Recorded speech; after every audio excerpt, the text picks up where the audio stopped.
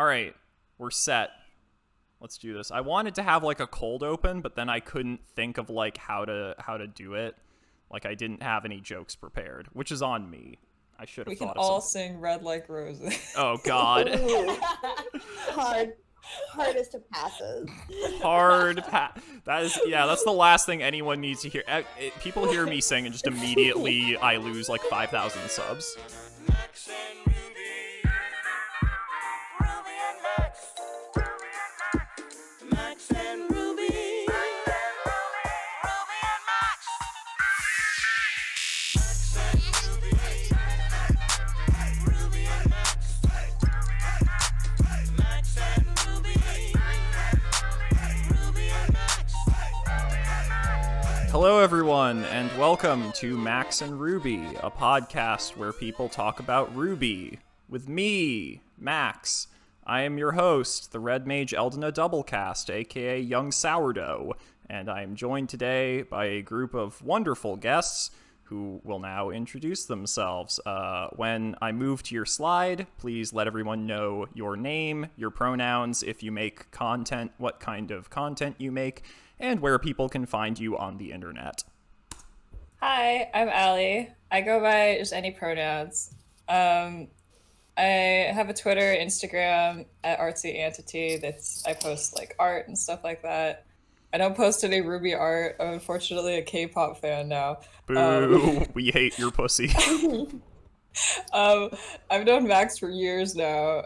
I don't remember if I was the one that introduced him to RWBY, but I was definitely there when he was going through it for the first time. You were the one that got me all the way through RWBY, but you weren't the one who introduced me to it. Yeah. But I've been watching RWBY since the trailers were coming out. That's me. I'm Maria. I use she, her pronouns. I'm on Twitter at the Queen of Memes and Tumblr at Shitty Winged Eyeliner. I don't really post. I wouldn't call myself a content creator. I basically like shit post and post about anime. So be warned if you make the questionable decision to follow me.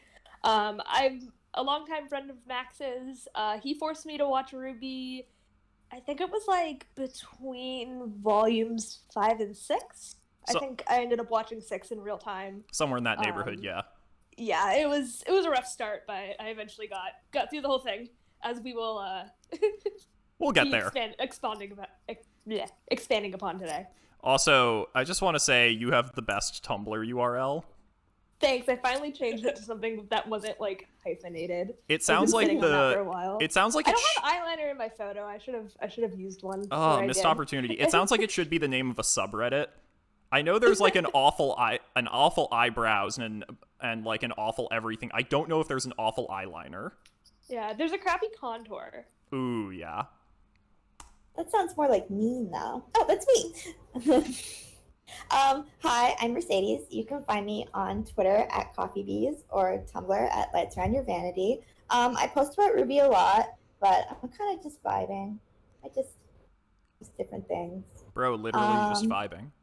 Yeah. I got into RWBY like after volume 6 because Bumblebee held hands and it blew my mind. And I love being here. It's a lot of fun. Merc, what are your pronouns? Oh, she, her. Sorry.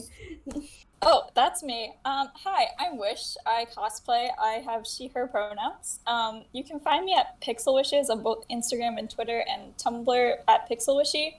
I've been watching RWBY since the trailers, and you might find that I shitpost a lot about RWBY if you follow me on any of those things. Excellent. And just so everyone knows, the pronoun check is very important because anyone who's going to be annoying in the comments of this, because it's a YouTube video about RWBY, will be weeded out by that. They will not survive the pronoun check. So very important that we keep that in there. Oh, yeah, and then this is me. I'm Max. I go by he, him, despite all evidence to the contrary. And you can find me on both Twitter and Tumblr at Doubleca5t, spelled with a 5 instead of an S. It's like Dead Mouse. It's not hard, people. Come on! Okay. This would be a good use of that Aaron Zek cameo. Max's username is Doublecast, not Double Cat, not Double Caft, not Doubleca5t. The 5 is clearly an S. Oh Talking yeah! about Ruby. I gotta find that and You dig paid that for up. that. I paid good money for Aaron Zek to tell people how to pronounce my name. Oh my god. Best use of I want to say like $30 maybe. I don't know. It was More expensive than Xander from Buffy the Vampire Slayer on Cameo, by the way. it was pretty well actually as it should be. Got him. Very drunken heads. Merc and I are watching Buffy right now, and so there's a lot of opportunities for me to dunk on Xander. Really hates Xander. I don't know, man. He's just really easy to make fun of. All right, so what are we even doing with this podcast? So basically, we're going to be discussing RWBY volume by volume, so 1 volume per episode, meaning this one is just for volume 1, though we are going to have, talk about connections to later volumes, so we're not gonna, sit around pretending like we haven't seen the whole show, because I feel like that would just be inconvenient. And we're basically going to break things down in terms of the good, which is stuff we are generally positive on, that we like, the bad stuff we don't like, that we take issue with, the discourse, trademark, which is stuff that either we disagree on or just like general fandom and meta topics outside the show that we just want to, have some sort of comment on, because there is no shortage of that with this show, let me tell you. Alright, so before we get into, like, the meat of this, let's just go around and talk about, like, how everyone got into RWBY, if you watched the trailers first, and then, like, overall impressions of Volume 1. I don't know if anyone would like to start first, otherwise we'll just go in alphabetical order again. Oh, I can start, people. Yeah. Thank you. Okay. Or I can start last because I didn't watch from the trailers. I want to hear from a trailer person first. Who's a I think Wish and Allie are trailer people. Yeah. Hit us, trailer girls and people. I can start if you want. Wish here. Yeah, go right ahead. So I did start from the trailers. A bunch of friends introduced me to RWBY, and I thought the show had a lot of potential. Volume 1's a little rough, but I thought it had plenty of potential. Oh, don't worry. We will get into that. Allie? Yeah, I was a really, really casual Rooster Teeth fan back when the trailers were coming out. I watched most of their, like, Achievement Hunter, like, Let's Play stuff. And then because Rooster Teeth was just, like, a machine that put out so much content, I didn't even know the RWBY trailers were coming out until the Yellow trailer came out. They do. They post a lot of videos. Yeah.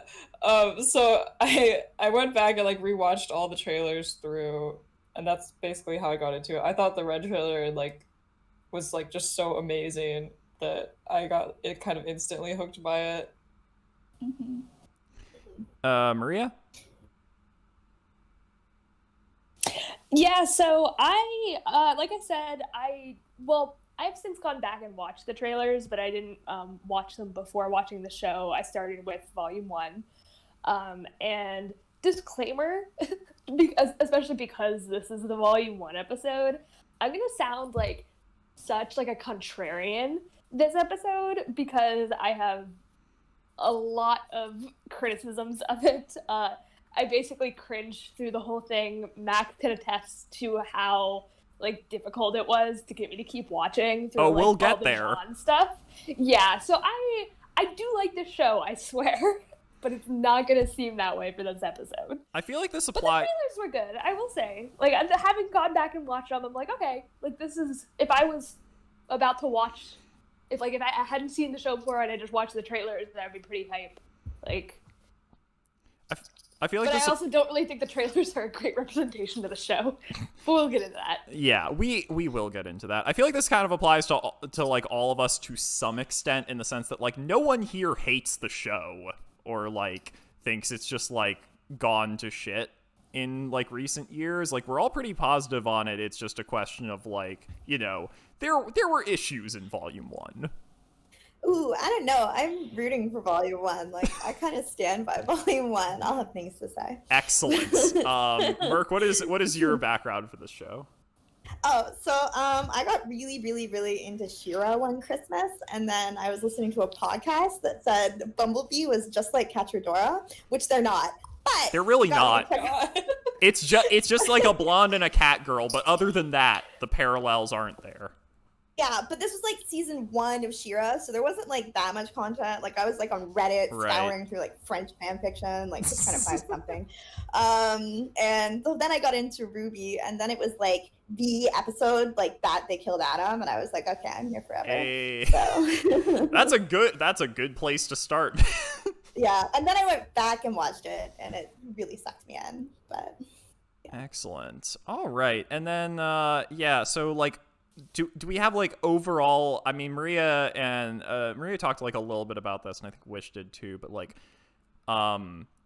overall like impressions of volume 1. Allie, do you want to Oh, sorry. Go ahead, Merc. I was just gonna say, I think volume 1 is like, I don't know, I find it extremely visually striking. Like I think it's cool in that. Like the storytelling, like, you know, they're just starting, so it is a little clunky in parts, but I think that what they lay out is like really interesting. Like it's enough that we kept watching and got into it, right? So There were definitely things that struck me, that's for sure. Yeah, I was because I started with the trailers. There's a kind of, I guess, an initial disappointment that happened when I first watched Volume 1. Oh no, this is actually a high school anime. Yeah. Yes. Like, oh no, they're actually really anime. They're trying so hard. yeah, I don't My- come from like a super anime background. My opinion of it now feels kind of like I'm like a proud parent that's like, oh, they tried so hard, and it's like pretty good, but I mean, it's definitely not professional quality, and it's really obvious that it's not. It's like when your kid does like a drawing that like, you know, objectively looks like shit, but you put it on the fridge anyway because they're your child and you want to like encourage them. And I care about how they feel. Exactly. Yeah. All right. It less is like, I think it's more like a sketch compared to like finished painting than like a child's art, I would say. Yeah, I think there's like I think there's some validity to that, and we'll get into that a little bit later when we talk about like the production process behind Volume 1, because there's a lot to dig into there. It's very juicy. All right, let's just jump right into the good. What are some things we liked about Volume 1? Yay! Let's be positive. We're gonna be a positive space here. First of all, fights. Who doesn't love the early volume fights? There's so much to love there. Oh wait, I just realized I forgot to say how I got into this show. I was gonna, This is I'm sure typical. people are like most curious about you. Oops. Yeah, basically, so around like when the show first came out, one of my friends from high school was like, who was like a huge Achievement Hunter fan, was like, hey, Max, you should really watch RWBY. You'll love it, and you'll definitely ship Blake and Yang fucking prophetically years in advance. And so I checked it out, and I got as far as the Jaune episodes and then dipped, which we'll get to later. And then I just, you know, left it alone for many years. And then at some point, I forget what exactly prompted this, but I think Allie was talking about it. And I was like, you know what? Like, I'll give it another chance. I'll try again. You know what it was? I was getting a lot of like ads for it on YouTube. And I was like, like it looks like the show has gotten a lot better since I last watched it. Like maybe this is worth sort of powering through to see if they finally got their shit together. And I was correct. That's exactly how I felt about it once I got to like the later volumes. So yeah, that's how I got into it. And I started watching around the end of volume 5. So like the first episode I watched right when it came out was Maiden Bowl at the end of volume 5. All right. Now with that out of the way, we can actually get into the stuff we like. Early volume fights, they're great. RWBY/Juniper versus Nevermore and Deathstalker. What can we say? It's amazing. It's so good. I love the fights in RWBY so much. Yeah, you can very much tell that it was created by a guy who built his career on animating fight scenes. Mm-hmm. I think the things that always stick out to me, at least, are, like, first of all, the speed, in that, like, everything moves so quickly, but you can always tell what's going on very clearly. It never feels confusing.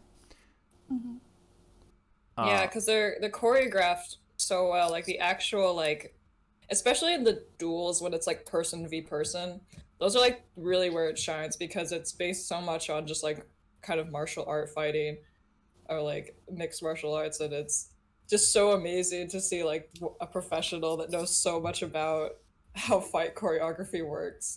It's just incredible. Yeah, I think one of the main influences that, like, this doesn't come up as much when people talk, well, I mean, I don't know how much people, like, mention this, but this is more like a Monty influence than a RWBY influence specifically, but, like, Hong Kong martial arts movies, where, like, the style in those movies is very much like you leave the camera in, like, one spot, in that you're doing, like, long continuous takes with lots of action, as opposed to, like, American action movies, which have more, like, rapid cutting to convey sort of, like, the chaos and disorder of a fight.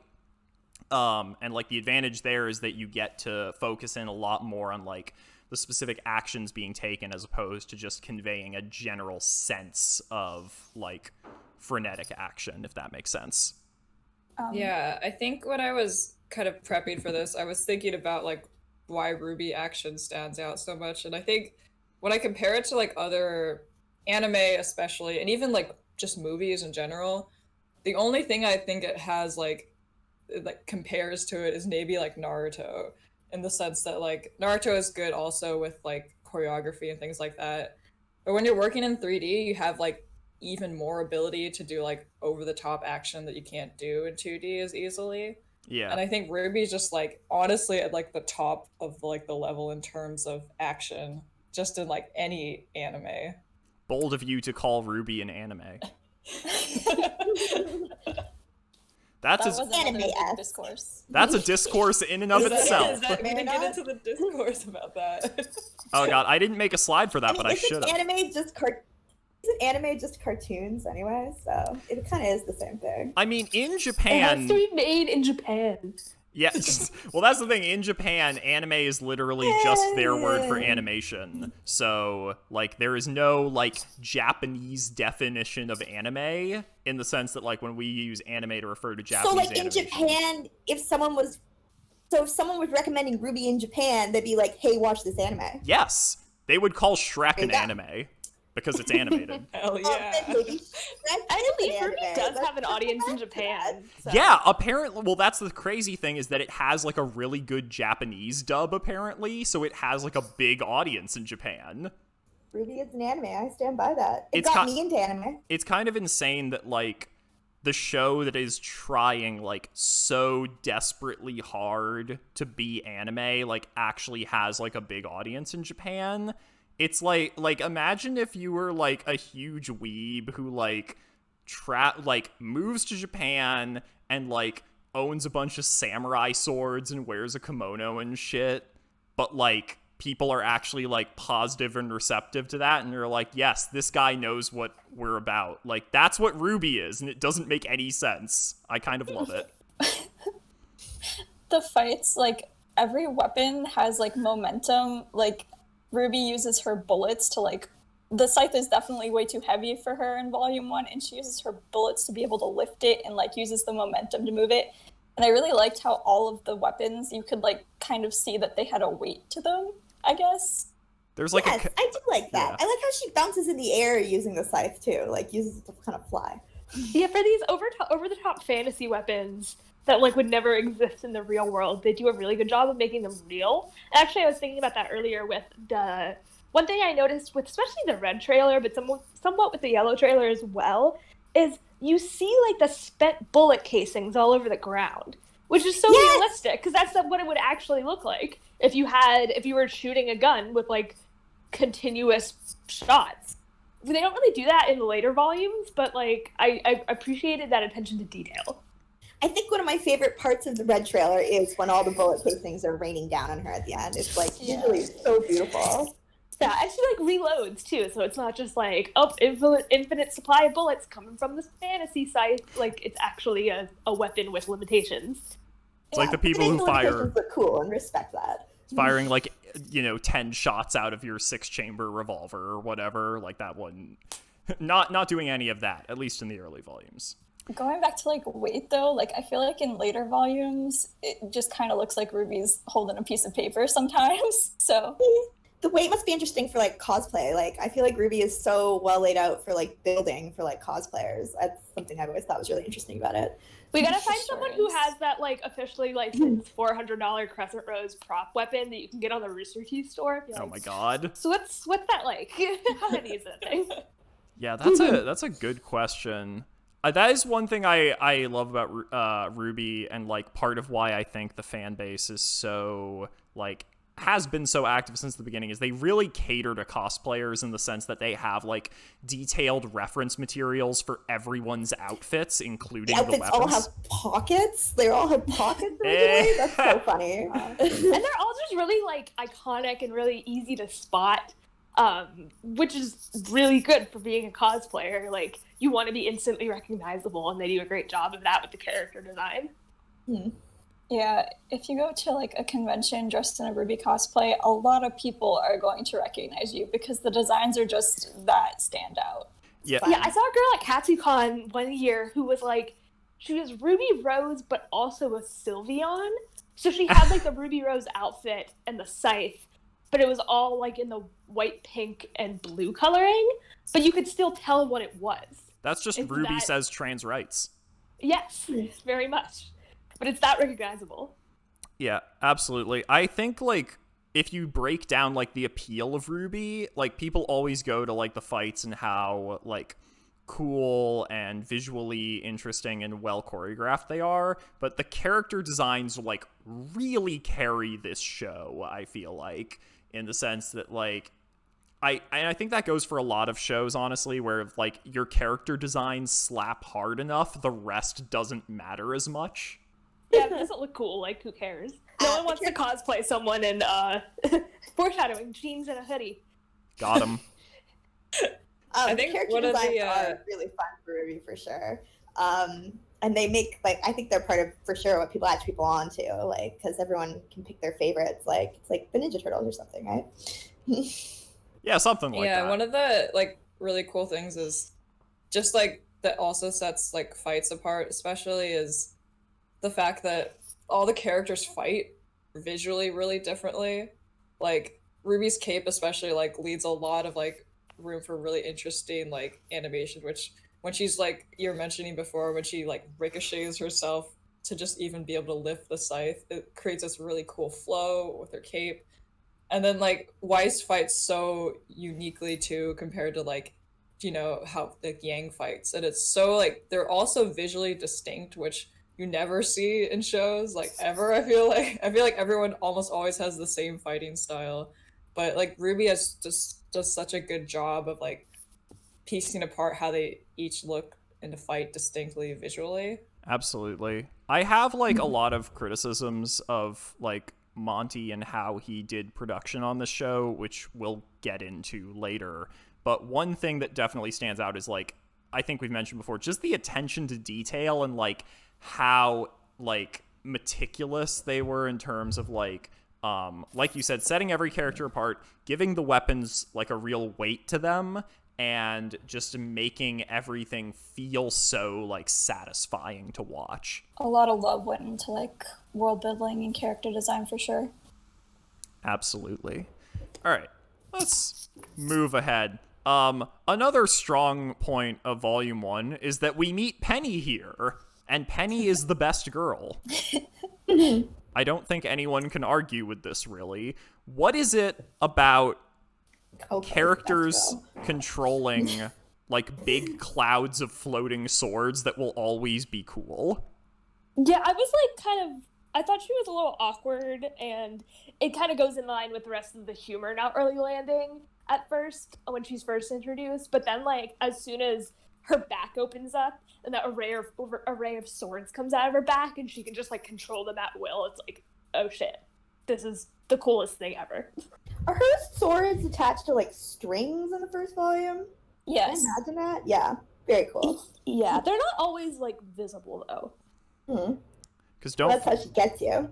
don't forget, she's Pinocchio, so she has to have strings attached to her. Oh my god, Oh is my that god, what I she just did? realized that. Did not everyone know she's Pinocchio? Why didn't you use Pinocchio, but I didn't think about the puppet strings. Yeah, it all... Strings are great, yeah. Dude, that is actually... You know what? I'm gonna say, one thing RWBY does, like, very, very well, and we'll get into, like, shitting on the world building in this show, because there's plenty to talk about, but, like, all of the fairy tale allegories, like, once you, like, dig into them are pretty cool. Like, Penny especially, the fact that, you know, it's like Pinocchio is like a puppet who wants to be a real boy. So like Penny wants to be like a real girl, and she has like the strings. She has like her Geppetto character, and also the fact that Just met the blue fairy, like the fact that a Yeah. giant whale shows up at the end of Volume 7. Again, we'll get to that when we get to that. But like they really like put in the effort to like bring it all together, and I appreciate that. Yeah, I'm not big on all of the fairy tale allegories. Sometimes it strikes me as a little fake deep, and the fan theories I think can get a little like you're trying too hard. But this is That's one that's fair. really well done. Yeah. I think that the Pinocchio allegory for her, I think they've carried over so well too, like over this course of 7 volumes of the show. Like that's a cool example of something being laid out in volume 1 of RWBY. Like gets like good payout, like even years and years later. Delightful. And I Yeah, don't because a lot of the other sorry, Max. actually no. Go ahead. I was gonna say a lot of what I've noticed from a lot of the other like fairy tale allegory things, it's like they don't always remember that that character is supposed to be whatever fairy tale character, and then just periodically they bring it up like, oh, she's supposed to be this. But with Penny, it's like every single thing is. Yeah, I think it's easier to do with like the side characters and the mains, because first off I was thinking of Blake when you mentioned that, who it kind of goes all over the place. Like, is she Belle? Is she the Beast? Is she, I don't know, the Cup? Por qué no But, los dos? nobody thinks she's the Cup. What? Yeah, but I think for like more side characters like Penny, it's a lot easier to do that because they don't have to like layer in as many storylines for them. No, it makes sense. One thing I want to talk about a bit with Penny is that like one of the most common commentaries I've seen on her in terms of people doing like meta and analysis and headcanons or whatever is that she like universally pretty much I've seen people say that she's like really good autistic representation, or that a lot of like autistic or neurodivergent people relate to her. And I find that really funny because it's like there are like actual characters in media who are canonically supposed to be neurodivergent, and everyone thinks they suck, and then everyone thinks Penny is really good. And I just find it really funny that they like stumbled accidentally into good neurodivergent rep. Yeah, I'm on the A spectrum, and Penny, with her not recognizing social cues and stuff, is actually pretty good. It is very relatable, I will say that much. Quality relatable content. Okay, foreshadowing. We got into this a little bit with Penny and like the Pinocchio analogies, but like one thing that always strikes me about Volume 1 when rewatching it is that there are actually a lot of points where you can tell that they were planning shit out like years in advance, which is kind of insane to me considering that like the writing process for this show was all over the damn place. Like the fact that within the first episode, Ozpin mentions that RWBY has silver eyes, and no one knows what that means, but then it pays off in Volume 3. I had like a thing with the silver eyes line where, because it happens maybe like halfway through episode 1, so so dialogue RWBY's not great. That's it's, like, understatement. awkward, especially Volume 1, at least. It's like really obvious there. So like I you've love already books. I love books. I love books. You've experienced like a little bit of this like kind of awkward dialogue already between like RWBY and some of the other characters before this point. So when Ozpin says something weird like "you have silver eyes," it almost reads as just like another awkward line. Yes, you don't even like, notice it. anything important, which is really interesting. Like, everyone else is already so stilted that he can just come in with this obvious bit of foreshadowing and you don't even process it until later. Yeah, you're like, that was another weird line that he just said. Amazing. Or like the Blake reading the book about the man with two souls, like that went completely over my head because I'm like, this is just an awkward conversation. I don't really care what she's saying. And then when I went back and watched it, having seen the rest of the show, I'm like, oh, they planned for this. I mean, that conversation is like pretty much the first time you see Ruby and Blake connect. So I think that all signs are pointing to being paying attention to it. Well, that's the thing. It's like Volume 1 has so many, like, and obviously we'll get into this, but it has so many issues that there are things where, like, it can be confusing. It was like, all right, are they just fucking up here, or is this, like, intentional? Mm. Yeah, because there's so much stuff that they drop after this volume that isn't relevant for the rest of the story. So, like, when you're watching it for the first time, you don't know. What would you say they drop in Volume 1 that they never come back to? I can't really think of anything. We have a whole slide for this, don't worry. Okay. I guess more Okay. like the first three volumes. We have slides, Just people. one, but... Yeah, I think that they're just playing the long game with a lot of things. Like, one of my favorite scenes in Volume 1 is when Ruby is talking to Jaune about, like, what a leader means. And she basically tells him a leader means pushing all of your feelings down and not worrying about any of that. And we're seeing that blow up now. We saw that blow up in Volume 7 when she had her meltdown when Salem kind of approached her. And I think we're going to really see that upcoming in Volume 8. So, like, I don't know. I think that everything they drop, like, they do think carefully about it long down the road. I truly believe. Oh wait, that's so, because isn't like the Silver Eyes thing totally like emotion based too? Yeah. So that's like another good point where like her like Silver Eye ability is like reliant on the fact that she's able to like feel her emotions properly. Yeah, And so it her, doesn't like, activate until later. yeah, her, like, burying her, like, bad feelings could be, like, very important to why her Silver Eyes aren't working, because we also saw them not work in Volume 7, right? Like, she tried to draw on them, and that happened. It's just interesting. Like, definitely lay things out. I do love how the opening narrations from the beginning, like, they drop you Salem from, like, the very first episode. You just don't know she's like, Salem until way later. Oh, yeah.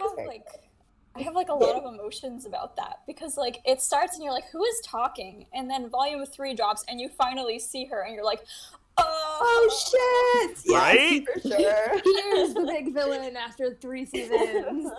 The crazy thing to me is that, like, apparently when they did that first volume, they were writing, like, oh yeah, we got the voice actress for Cortana from Halo to do this opening narration. And you're like, oh, so you just did that voice because you found some, like, semi-important famous person to do it. And you don't even think about it. You're like, they just wanted some big-name actress to do the voice. Well, big name as far as like video games go. Oh, I didn't know it was like a name that people know. That and makes then it she even funnier. comes That's back. like being like, why is Morgan Freeman narrating Ruby? Yeah, and then she comes back, and you're like, oh, it was there that they meant to do this? This was intentional? and like the dialogue between Salem and Ozpin like really hits on like when he's like, well, maybe it lies in like a smaller, more honest soul. Yes. It goes back to that again. Yeah, for sure. I love that line too. I think that, you know, like there are some banger lines in Volume 1 for all its clunkiness. Like that's really nice. Or that little speech that Pyrrha gives Jaune where she's unlocking his semblance. It's like a force field. It's really nice. What?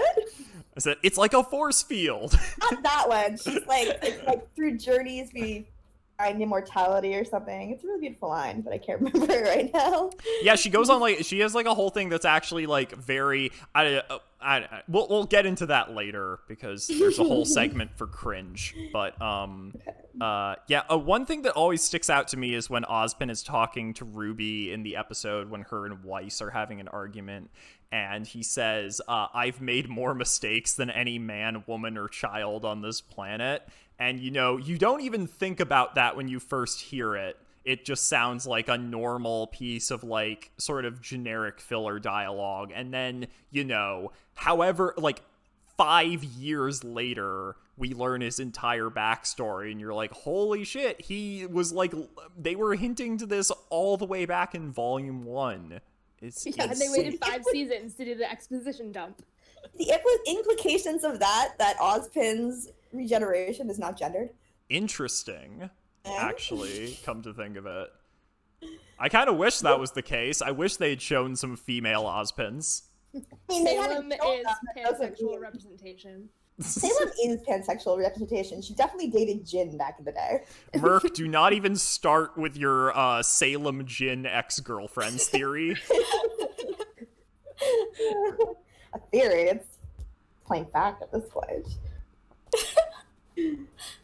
But yeah, I just think that all of, like, the foreshadowing that actually managed to make it in is even more impressive when you consider, like, how much shit was being thrown in at the last minute.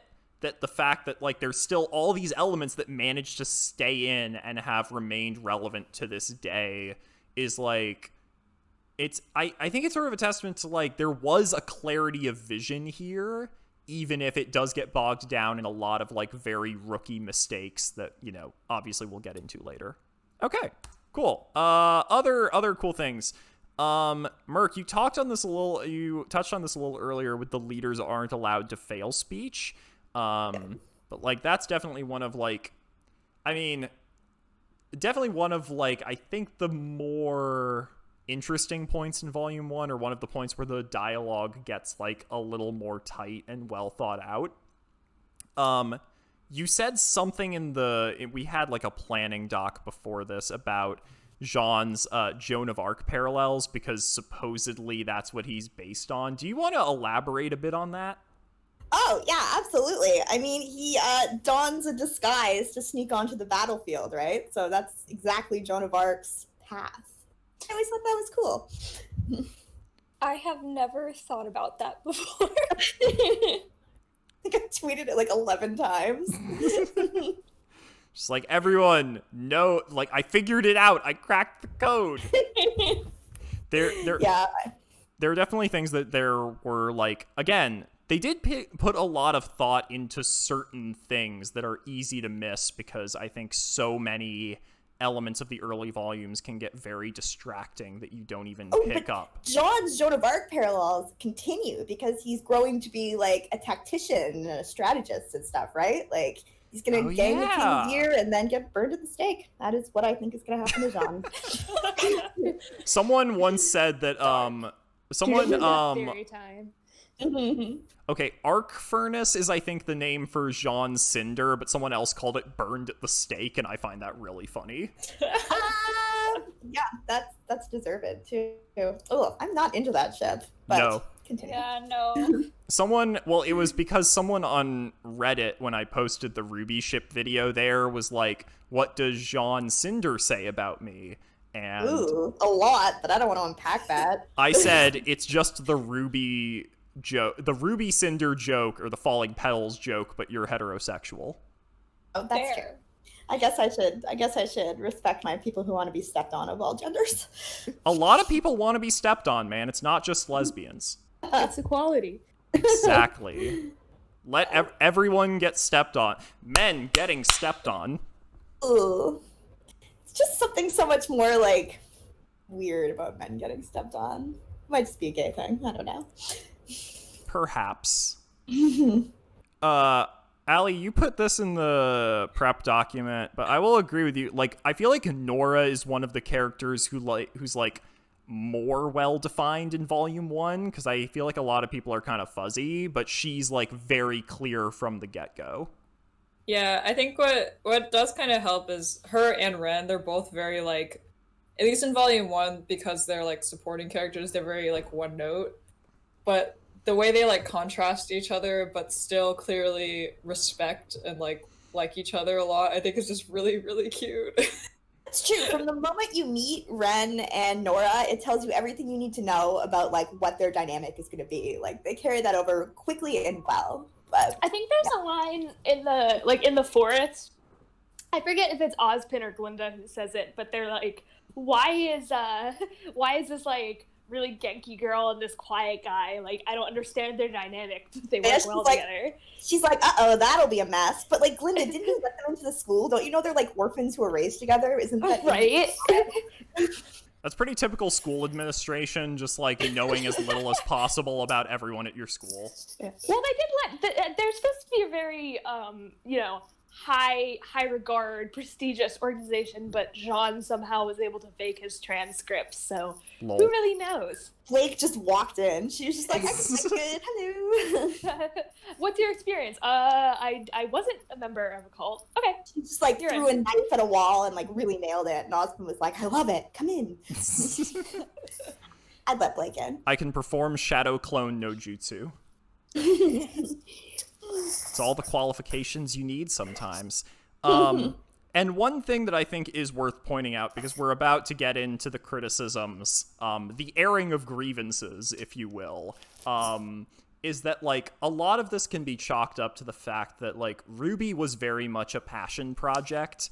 It was made, like, despite the fact that they really, really did not have the resources to produce it properly, but they just went ahead with it anyway because, like, Monty was so excited to, like, make it a reality, and everyone at Rooster Teeth was, like, happy to make that happen. And there is something, like, kind of charming about that, even if the end result look was, how like, far horribly they flawed. took it, too. That's amazing. Gotta love that.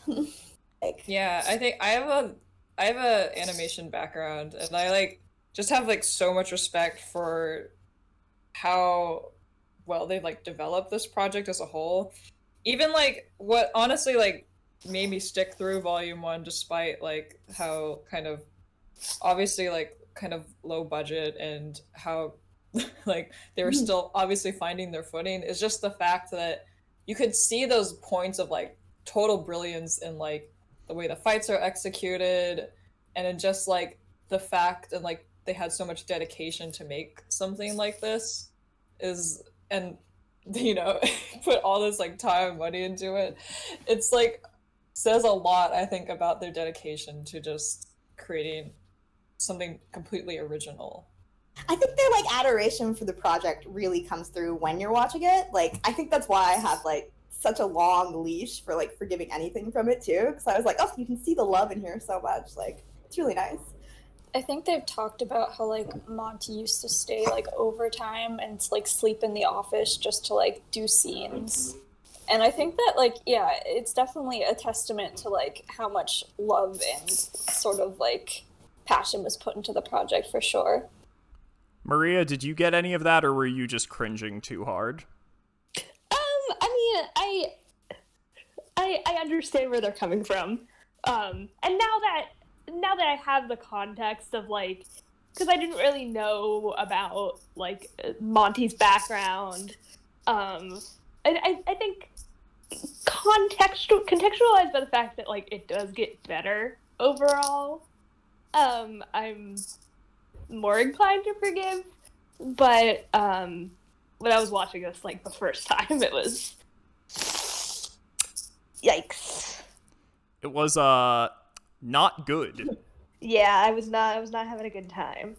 And I wasn't also like a Rooster Teeth fan before this. I had seen like a couple of like the rage quits, and that's it. So I wasn't familiar with any of the people behind it or anything at the get-go.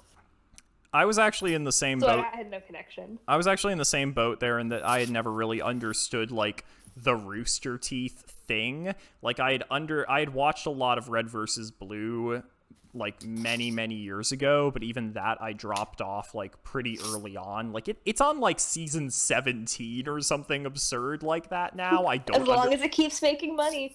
I don't understand how it keeps going. But yeah, I had never like paid attention to like the personalities or anything, and I didn't recognize any of the voices when I was watching it first because I didn't know who any of these people were.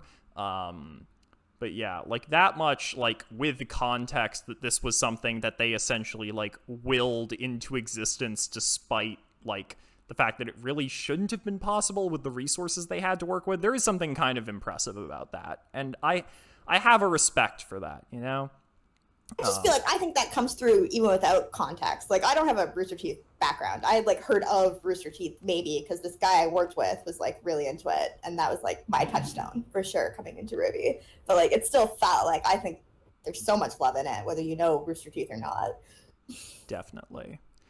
All right, with that out of the way, let's get into the airing of grievances. Rubbing my hands together.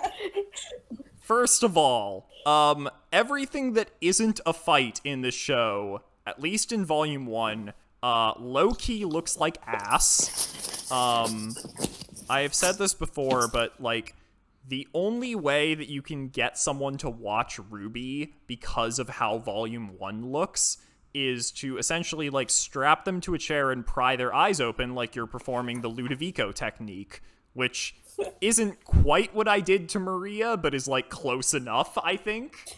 Yeah, it was, like, very incessant nagging. Hey, you want to watch RWBY? You should watch RWBY. You want to keep watching RWBY? We lived together at the time. That's kind of an important factor here. Yeah, so I couldn't escape it.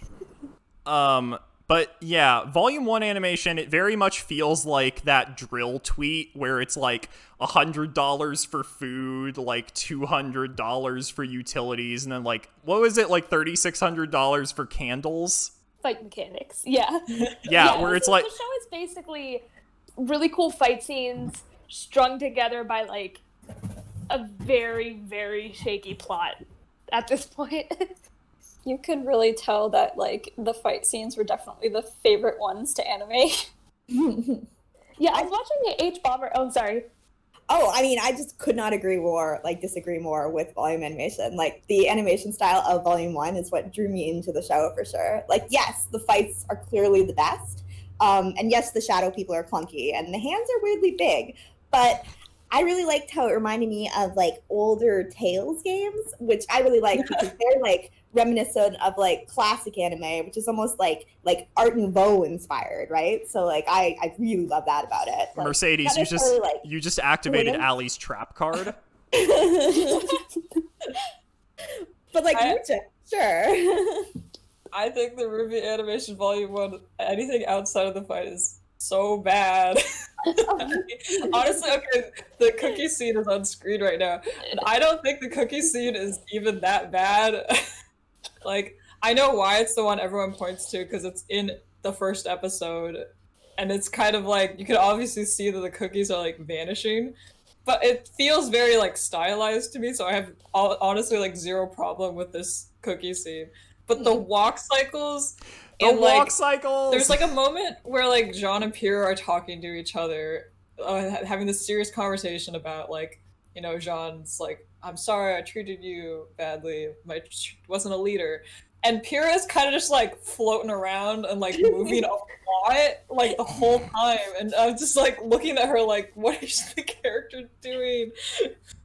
Coming from a technical animation student standpoint, like you are, I can totally see where that is coming from when you mention it. Like, I'm coming from someone who just, like, likes the way things look, and it's just like, that's beautiful. It reminds me of a painting. But, like, when you put it that way, I do see where you're coming from. I love Tales a lot, too, and I was, like, honestly watching it, I did have a lot of, like, there's a lot of similarities I can see in it. Yeah. I give Tales more passes with, like, its animation because it's a video game. Absolutely. But I think that, like, fondness I had for the video game absolutely carried over onto RWBY when watching it. Like, I got my roommate to watch the first volume, but it looks just like a Tales game, and then he did. I think there was a Tumblr person, I want to say it was Joey Wheeler Official, who said, RWBY looks like those YouTube videos where someone cuts together all of the cutscenes from a video game and calls it Video Game the Movie. Yeah, it just looks like bad video game animation to me. And I was coming from, like, an anime background, because I was, like, in the middle of a very long anime phase that's kind of still going. So I didn't, like, I was watching anime before, and I was gonna watch anime after, and it's just, like, especially the stuff where, like, in the beginning where she's ogling all the weapons and she turns into, like, a little chibi. Yes, the chibi! When Yang and RWBY are fighting and they turn into, like, a ball of dust. It just does not mesh with the 3D thing, and it doesn't look good at all. And just coming from actual anime that's doing it well. It's just so cringe. I think that is one of like the big pitfalls in Volume 1 is that they are I put something in a later slide for this, but they are trying so hard to be anime, like to a fault, that like at some point they'll put stuff in that's like, oh, we're doing this because this is an anime thing that animes do, but like you're not making an anime, you're making a 3D show, and there's like there's a difference there. There's some stuff that you just can't do in 3D that you can do in 2D and vice versa. Yeah, but they took their shots. It was their first volume. They were taking their shots to see it would stick, and not all of it did. Like, respect. You gotta try. What I think It is, didn't stick. what I think is interesting in terms of RWBY, because, like, if you look at it from like an animation perspective, RWBY is not trying to emulate like the way anime is like animated, but they are trying to like replicate a lot of like the quirky things they do, and like eating cookies really fast, or like the room cleanings or like decorating scene is like very reminiscent of that too. And like I think with the point they're at now in RWBY, like in these later seasons, they've definitely found a style that's neither like the really animation style and not like, you know, kind of more typical big budget like Disney movies 3D style, which I think is really interesting that they found kind of a area that they fit into with RWBY now. Definitely still use like anime bits though. Like they do the big giant GDI thingy with what was it, RWBY and Jaune this volume, right? When they were like ogling the fight styles and stuff like that. Like they do touches of it still. Yeah, but the difference is it's like it's very subtle now, and I think that was the key, is that they figured out how to do like a couple One time RWBY turns into a chibi. It's like they figured out how to be. You can't do the super deformed stuff with the 3D models. It just doesn't. It is I not mean, that good. was just an early version of her semblance. Did you ever think about that? I think someone, I want to say, said something about the shadow people before, but that really is like the purest representation of like, yeah, we just didn't have enough money to make this properly. Took their shot and it didn't work, so it did not carry over. Respect. It's also like the funniest example of Spot the protagonist. Oh yeah. With Kira in the background of that one, I'm like, ooh, she'll be important. I want to know how many people are like kind of into the show like at first when they're watching the first episode, and then they see the shadow people and they're just like, all right, that's enough. I didn't really care. I mean, because I mean, God, I know how hard it is to like make like a bunch of different characters, and I feel like when I was watching, I obviously did it back then because I didn't do animation back then. But when I was watching it, I was very much like, it's a low budget show, it's okay. Small and honestly, indie like, company. those background people aren't important. I love that you were watching it like as an animation student and being like, God, I wish I could do that for my project. Maria, you wanted to say something about Yang's boobs in this volume? Yeah, so my theory is they're like the opposite of jiggle physics.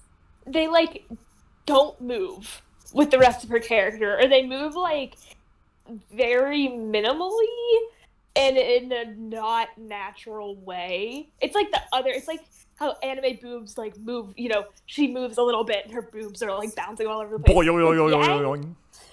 Yeah, with Yang, it's like the opposite of that. Like, they don't look like they're sacks of fat on her chest. They look like they're like a hard part of her model. Oh, and you know, and it's subversive visual storytelling.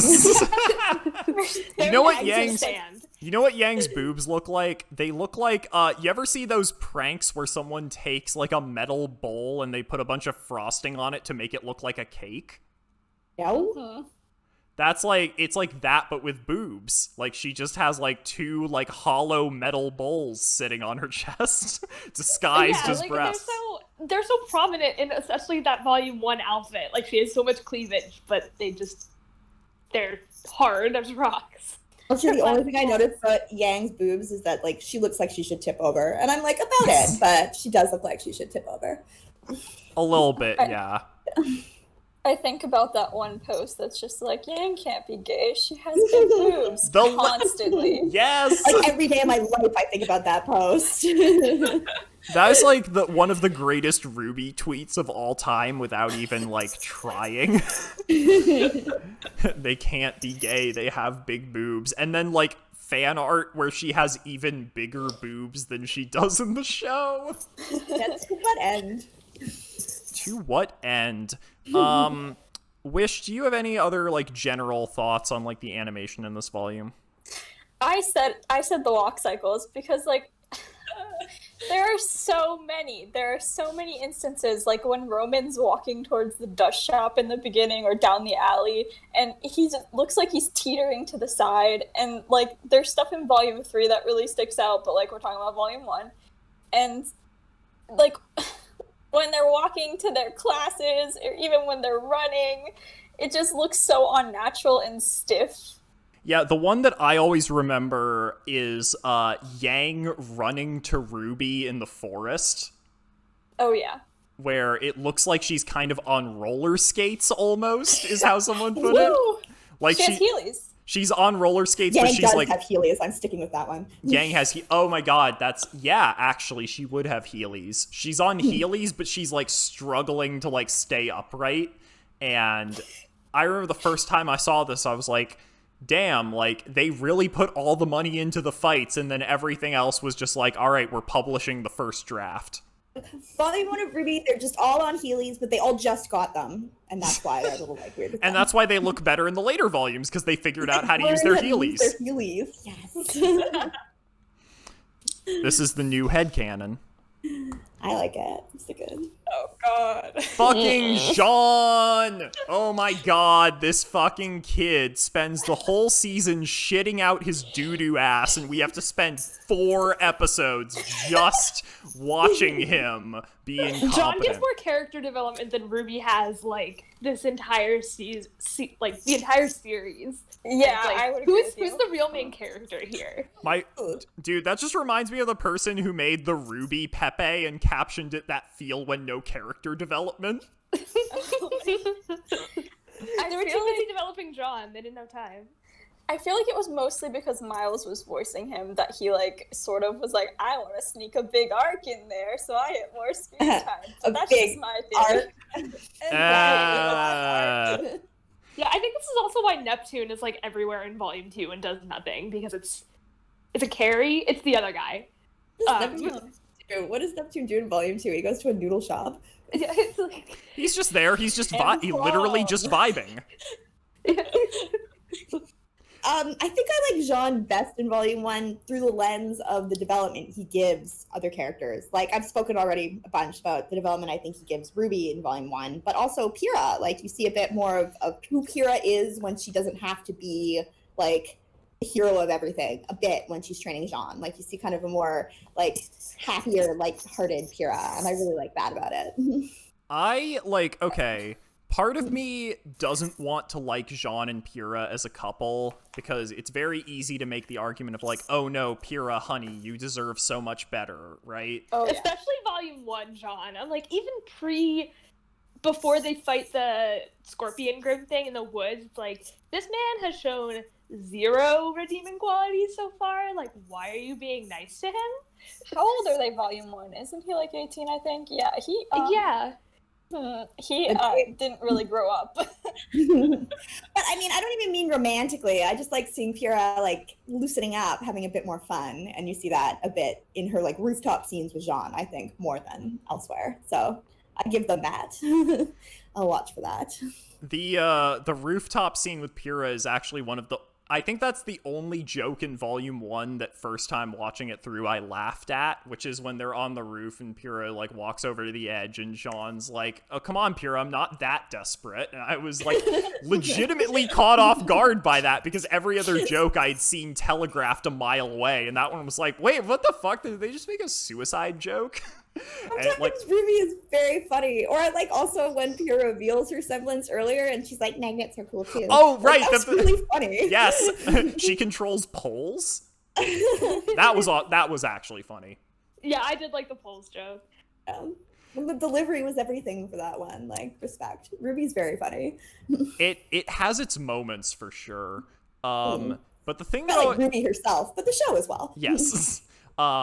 Yeah, actually, yeah, Ruby herself can. She is one of the funnier characters, I feel like.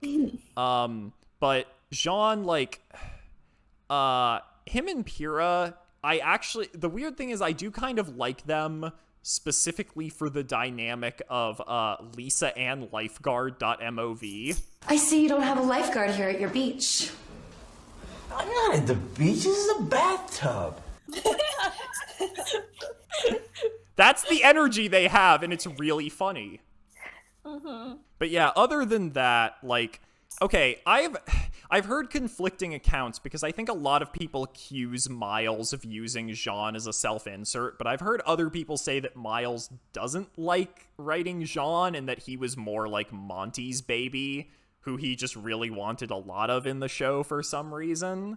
So I've heard so many conflicting reports as well. Yeah. I don't Those know. things you can never really know the truth about, right? Like, Yeah, I think it's very easy to, like, accuse, like, because here's the thing, if you're a writer on the show and you have a character you voice, then yeah, it's always going to be very easy for people to say, oh, this is his self-insert, regardless of, like, what the character is actually like in the show, which is why I think it was probably smart for Monty to make the character he voiced the one who says the least, so people can, like, have the least opinions about him, if that makes sense. Monty was really like, yes, I don't have to record ever. This is amazing. It was a legitimately smart decision, but I think regardless of, like, I think whether or not Jaune is a self-insert doesn't matter as much as, like, why do we spend so much time on him when there are, like... Oh my god, it pissed me off. So I've watched RWBY, so the first time I watched RWBY, back in 2013 when it was first coming out, I dipped right around where the Jaune episodes happened, and then the second time I tried watching it, I had to, like, stop at the Jaune episodes, like, pause for a bit, and just be like, is it really worth it? Do I really want to do this? Can I get through these fucking episodes? You gotta power through, man. Yeah, I did the exact same thing. I dropped it during the Jaune episodes. I think I'm way more exhausted with Cardinal being around all the time than Jaune being around all the time. Fucking Cardinal. That's the thing I'm so glad they just yeeted after Volume 3. Like, I didn't even think, because at least, you know, Coffee and Sun, they're like, oh yeah, they went to another huntsman school. I don't think we mentioned that with all Cardinal. eaten by Grimm at the Fall of Beacon, and that's what I choose to believe. Cardinal. Good. That's a good headcanon. It's what he deserves. He was trying to run, and he got eaten while he was running. And also, he pooped his pants on the way. Yes. Finally, it is his turn. It's his turn to shit out his doo-doo ass. Quite literally. Yeah, exactly. Yeah, Jaune is that character from that ProZD video that's like, oh, I'm peeing and pooping my pants. I swear it gets better later. Oh, I'm peeing and pooping my pants. That literally is what Jaune is. Yeah, he is that character to a T. God, we're gonna get so much shit from Jaune fans. Oh, God. Fuck him, I don't care. I mean, if you look, he grows on me. I like him in the later volumes, but Agreed. what the fuck is going on in Volume 1? Who the hell is this? Put it all into his cool Joan of Arc parallel, and then called it a day. I think the issue is that, like, there is, like, I think conceptually it's fine to have a character like that who starts off, like, having no idea what he's doing and has to sort of learn, like, over time from people who are better than him. Because, again, Jaune is supposed to be, like, he's supposed to be the audience stand-in. He's supposed to be the guy who doesn't know shit about shit so that other characters have a reason to explain it to us. And I get that, but, like, the execution is really the problem. I think if they had found a way to do this in a way that was less cringe, I think people would complain about it less, but because the writing was so clunky, it's just extremely hard to get through.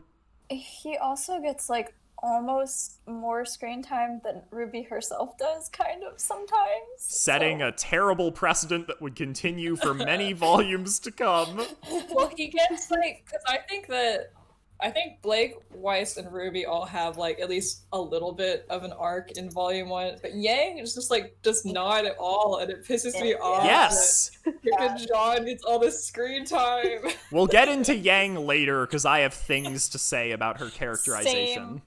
Yang has so much amazing growth throughout the show, but yeah, she's given nothing in Volume 1. I will say that. So yeah, It's like, how can you do this to the main team?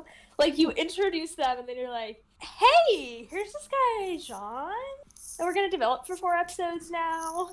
Like, it just does not work. yeah. I wonder how much of Volume 1 was written in tandem with Volume 2 in terms of character beats. Considering how much of the show was made up as they went along, I'm gonna guess as little as possible. Yeah, I don't know. Because I think that what lands for character beats in Volume 2 is like very different, but if you pair up 1 and 2, like you get whole, like you get everyone's kind of growth. So like I wouldn't be surprised if the two were laid out a little together, especially because they're almost like the same fight, like that kind of White Fang taking down the train fight. Like I wouldn't be surprised if that arc was mapped out together. They are more similar than different, that's for sure. We'll have to get into Yeah, and that. that's definitely the move when you're watching it through the first time, is just go straight through at least the first 2 volumes, not the first 3, just so you don't have to look at one as like a standalone thing, because it doesn't hold up. Well, I think that there's a similar parallel you can make with what Volume 7 and 8 will be like, in the sense that Volume 7 feels so cluttered with characters, but it's laying out groundwork for the arc of 8, right? And like those two will probably feel really cohesive when you watch them together. And I feel the same way about Volumes 1 and 2 of RWBY. Interesting. 4 and 5. We'll have to dig into that a bit when we get to the Volume 2 episode, because there is definitely a lot to say there about, like, character, because there is a bit more interesting character stuff going on in Volume 2. But yeah, fuck But this. it needs Volume 1 to happen. Like, the character work that happens in Volume 2 couldn't have happened without Volume 1, you know? Right. But yeah, fuck this kid. All right. Voice acting? So something I learned about this show after looking at the wiki, because remember, I watched this with no context. I had no idea who anyone at Rooster Teeth is. What the fuck is an achievement hunter? Bitch, I'll kill you. And so Still not sure what Achievement Hunter is. yeah, Same. no. So to learn, like, afterwards that almost every voice actor was basically just someone they found around the office, or like someone's girlfriend, or just the most random people. They're just like, fuck you, like, just get in the booth. I don't care who you are. Please, we need a voice right now. And You're that a girl that works at Rooster Teeth.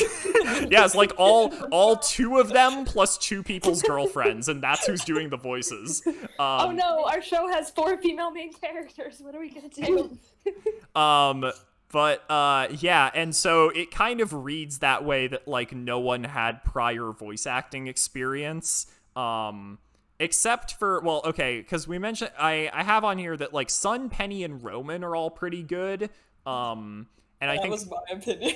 I agree. But I put I that. think Penny Okay, is cool. helped. I think Penny's helped out by the fact that like her whole thing is being kind of stiff and robotic, and so that's a little easier to do if you're not like super well versed. Amazing. Yeah, exactly. And then I think Roman's voice actor had actually some experience already. He's good at hamming it up. He's a very like hammy villain, and you can just be really over the top with that, so you don't have to be like subtle, really. Some of them Oh, were you know in, what? like Red versus Blue too. You know But, what? like- He nails it from the top, though, is Weiss. Actually, yes. A little bit. I mean, Weiss pretty much from the get-go, like, you know what she's about. It suits the character. And yeah, I can get behind that. Wish I totally cut you off. I'm so sorry. What were you Oh saying? no, it's fine. Some of them had some voice experience from Red versus Blue, but like even the earlier bits of Red versus Blue, the mixing was really bad, and like it just it wasn't professional. Yeah, nothing outside of like a Rooster Teeth production. Definitely. I didn't think the mix was terrible, but I watch a lot of live action web series by amateurs, and their sound mixes are always just like so brutal that Oh like my god. that this was like incredible comparatively. Dude, audio on web video is so important, and it's the thing. I think that's honestly like a make or break thing if you're doing web video. Is like It's what people should pay for, and they never do. Yeah, because everyone's like, oh, it's a visual medium, but like people don't realize, no, the audio is more important than the visuals. If your visuals are like mediocre, but then you have good audio, people will have way more patience for that than the other way around. Yeah, that's our tip to you. If you're making a web series, pay for a sound mixer. Yeah. Oh my god, Adam, speaking of sound mixing. Adam. Adam. Adam. Can you tell he's the bad guy? Oh my god, his voice is so weird in the black trailer. How is anybody on his side after that? Right. Yeah. Oh man. Yeah, I don't think we need to dwell too long on this, but I think we have to preface this by saying they all kind of get better as the series goes on, though. oh, absolutely.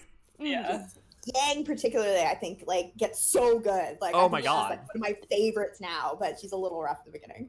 Yeah. Barbara definitely gets it together as the show goes on, and that applies to everyone, but especially her. And again, I just want to reiterate, like, all of us like the show. It's just Volume 1 is janky as all hell.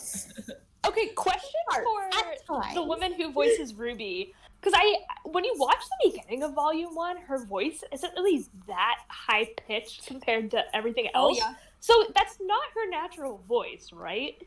No, not at all. She has... Okay, compare... I've heard them all talk outside of the show, and Lindsay has the deepest speaking voice out of all of them. I think Even though Lindsay it agrees, I has- don't like the high-pitched Ruby across the board. I'm just like, bring it down just a little bit. Yeah. No, Maria, it has to be anime. She has to be high-pitched because that's how they do it in anime. Anime girl. I feel like in, Either a high-pitched voice representation, okay? Some Wait. of us like that. Wish? in 4 and 5, her voice gets even higher for some reason. The open air. God. Oh man. But yeah, they all get better, but at the beginning they were like just figuring it out, and I feel like everyone was given like one adjective and they were told that was their characterization. For Weiss, he was always perfect. And it worked for Weiss, but it didn't work for a lot of other people. Yeah. Well, Weiss is so much like at least in Volume 1, she feels a little, at the start when you meet her, she's very like, I'm rich. And that's like her character. I wonder, okay, for I'm the like, whitey uh, whitey rich As girl. long as Oh, she we'll get into sounds my like a problems with that. snooty girl. okay, Who for doesn't love like a rich mean girl? Like, who doesn't love that, right? Like, that's everyone's favorite. Merc, that's your favorite. I feel like, okay, for real weeaboo hours, who up, click like, I wonder if if in the Japanese dub, does Weiss use desuwa form for all of her things? Means nothing to me. Never mind. I have no clue. I've never listened to the Japanese. Ugh. stuff. I don't know what the anime term means either. This isn't worth going into. Someone in the comments will know, like, just enough Japanese to think that's funny, but sadly no one else on this podcast does. And I that's know what you I mean, get it, Max. but Yeah. I don't know. Yeah, I can't explain it well. Just like the comments will like my joke. I swear, it's like every time I make like an insurance joke on my Tumblr, I'm like, there are 2 people who will think this is really fucking funny, and this is for them, and no one else. Yeah, my Babysitter's Club AU. Oh man. Okay. The writing in RWBY Volume 1. I think we've covered that quite a bit. We talked about this a little bit already, but something that I learned, again, after watching the show, which explains so much, is A, the fact that no one writing for the show had, like, ever written anything professionally before. Like, Wish, correct me if I'm wrong, but, like, Miles and Carrie weren't writers on Red vs. Blue, right? I don't think they were. I think RWBY was like one of the things where Monty like handpicked them to help him with it. I think because they were weebs. Probably. Fellow weebs unite to make RWBY. God. Just zeroed in the office weeb. Well, I know it was because Check the desk for figurines. I remember it was because he was friends with them. Like, he just worked with them a lot on Red versus Blue, and so when he was like talking, he was like trying to pitch the concept for RWBY. Those were like the first two people he brought it to, and so they were sort of the people who were like alongside him from the very beginning. So I get that much, but like it is very obvious that they have never written anything before. If they had writing experience, it wasn't for very long, and it wasn't like professional. So that was like very obvious. I think the sorry, go on, Merc. Oh, I was just gonna say it's kind of nice that you can see them grow as storytellers through it, though. Like, they are so fresh in the beginning, and they totally have grown as, like, I don't know, I like getting to watch that journey of watching people grow. Like, I think it is part of what I like about RWBY, actually. I think like, there's she, like, started from the bottom and now we're here. I'm just like... Started from the bottom, now we're here. Sorry, Wish, were you saying something? Oh, I just said that, like, Merc is, like, a very positive ray of sunshine amidst all the criticism. And that last point about, like, the growth as writers, I think is actually really good, too. Because one of the things that is so drew me into RWBY is, like, that, like, passion project part of it. And I feel like a lot of passion projects, they all feel, like, obviously very, like, amateur, but, like, seeing it grow into something that is, like, so much more fulfilled by the end of it, or like where it is now especially, just feels like so rewarding to see that kind of real-time growth of people. Absolutely, I totally agree. Yeah, I think that's one of those things that, like, in retrospect you can appreciate a lot, in that, like, because the early volumes are so rough, the writing in the later volumes feels a lot more satisfying, because you're like, damn, like, it really wasn't that long ago that I could barely get through some of these episodes, and now I'm, like, legitimately compelled. So it's funny how that works, where, like, it's like, in isolation, it's, like, extremely hard to get through and makes the show very hard to introduce people to, but, like, once you actually get past that, it is really satisfying. Yeah. Although Volume 1 lines have their point. I actually looked up that immortality line I like that Pyrrha says, which is, for it is in passing that we achieve immortality. And I was like, oh man, that's so pretty. Get down, RWBY. Absolutely. Come up with beautiful lines. So I think the points that I feel like have the most issues in terms of writing, aside from the dialogue just being, like, generally clunky in most places, is show don't tell is supposedly something that writers are supposed to do that I think, like, Miles and Carrie have never really heard of. It's like everything we learn about this world is through info dumping, and that's, like, just... To this day, even. That's something that never gets improved upon. Season 6, it's just like, oh yeah, here's this entire info dump episode that answers all those questions that you had for 6 seasons about pulsatile things. Like... Yeah, that's not how you're supposed to do it. And Sorry, continue, finish. I was just gonna say, I watched the 2-hour-long H. Palmer guy video about it, and he also points out that a lot of the info dumping is, like, done in dialogue with characters who should already know that. Like, Blake explaining the White Fang to Sun. He's a faun. He just said that all faunists know who the White Fang is. Like, you don't need to explain it. I sort of got the vibe that Sun, like, knew what the White Fang was, like, distantly, but he also doesn't really read the news much, so he doesn't know much about them. He just knows they exist. Grant, yeah, I will say, in their defense, Sun does seem like a guy who doesn't know shit about shit. He can't read. He's from vacuo. He's from, like, a chaotic desert land, so he's not really in the know. Well, that conversation, like, specifically was, like, set up weird, because it starts with Blake going, you want to know about me, and then it just ends up being, like, an exposition about the White Fang and not really about Blake that much. The weird thing about that conversation, they were trying to, like, disguise it as, like, oh, she's just telling him about herself, but it really was obviously not. The weird thing about the conversation is it starts when they've been together for, like, 2 days, and she's like, so, and he's like, oh, you finally decided to start to talk. What were those previous 48 hours? Right? What were they doing? Most awkward. I know, like Just just dead silence. sitting together silently across the room from each other. Just Sun making the most awkward small talk. A lot. Maybe like trying really hard to flirt and she would just be having none of it. It's like when you like message someone on like a dating app and they're giving you like one-word answers. Oh, burn on Sun. That is what happened. I could see that. Yeah, I totally can, actually. Blake seems like someone who would like humor someone with one-word answers but not go any farther than that if she's like not like feeling it super hard. Oh my gosh, Blake's introduction has to be one of my favorite on the show, by the way, because she just shows up, is rude to Weiss, and then walks away. Like, that's her whole info. Why did you show up? Extremely valid. We'll get into Weiss's characterization a bit more later, but yeah, it's deserved. I mean, yeah. But yeah, lots of info dumping. The world building in early RWBY is infamously sloppy in that they had to do an entire second series just to explain world building stuff, and even I love homework. And even then, a lot of the World of Remnant shit is just wrong, if I recall correctly. Yeah. There's some stuff that they just never really touch upon again in the World of Remnants, and like I like the world building, but like I didn't know much about the world until they put out those videos. So yeah.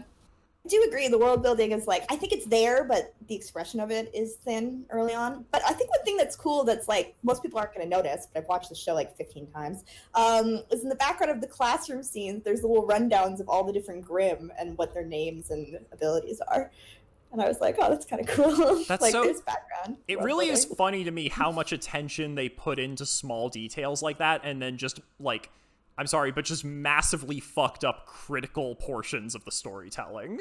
Well, the reason why is because they had to design those creatures so they could animate them and, like, model them. And so they have the, like, it's like the Achievement Hunter poster in Yang's room. They're like, hey, we have art lying around. We'll just put it in the background. It's like, I put a lot of work into these design documents, you're gonna see them. You know, like, good for them. Respect. That's totally what happened, though. I believe that. Use every part of the buffalo. Oh, man. And then semblance... Maybe that's why they have all the concept art as the background during the credits. Oh, yeah. Like, we need something during the credits. Concept art.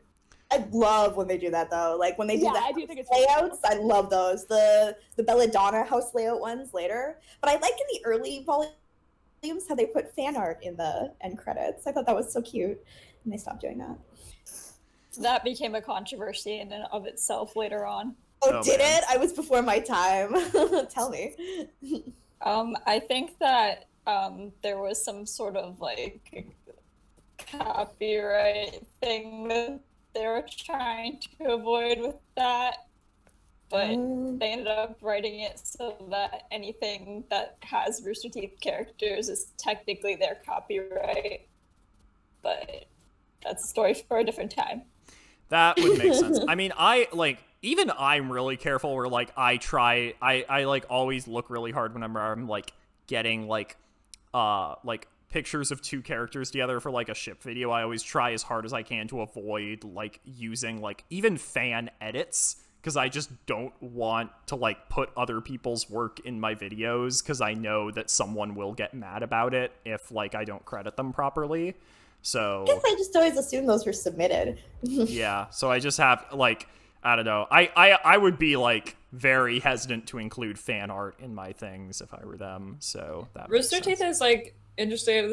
I don't know if this ties into the controversy, but I've sold art at a few, like, cons before, and something that always is, like, a disclaimer is, like, you can't sell fan art or, like, merch or anything of, like, Rooster Teeth property. Oh. Because they, like, just don't want you to do it. They want you to buy, like, their shirts or, like, their merchandise. That explains So- why I can't find any fucking Bumblebee prints at all of the Yup. anime cons Yeah. I've been to, because I have prints for, like, all of the characters and ships I like except them, and What that are would the explain Artist Alley at RTX selling if they can't sell any Rooster Teeth prints? You know, Oh they my actually don't, like, they don't sell that much RWBY stuff, even in Rooster Teeth, like, in the Artist Alley. Like, it's really weird.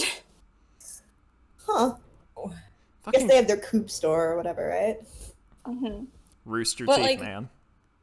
So, like, also, they're a little, I forget what it was, but it was like a thing where they took pictures of the cosplayers, or they took pictures online of cosplayers and they put it in one of their advertisements, and like nobody, like one of my friends didn't give them permission to do that, so she was kind of like, they didn't ask me. Yeah, it's like not everything with your characters in it is automatically like completely okay for you to use.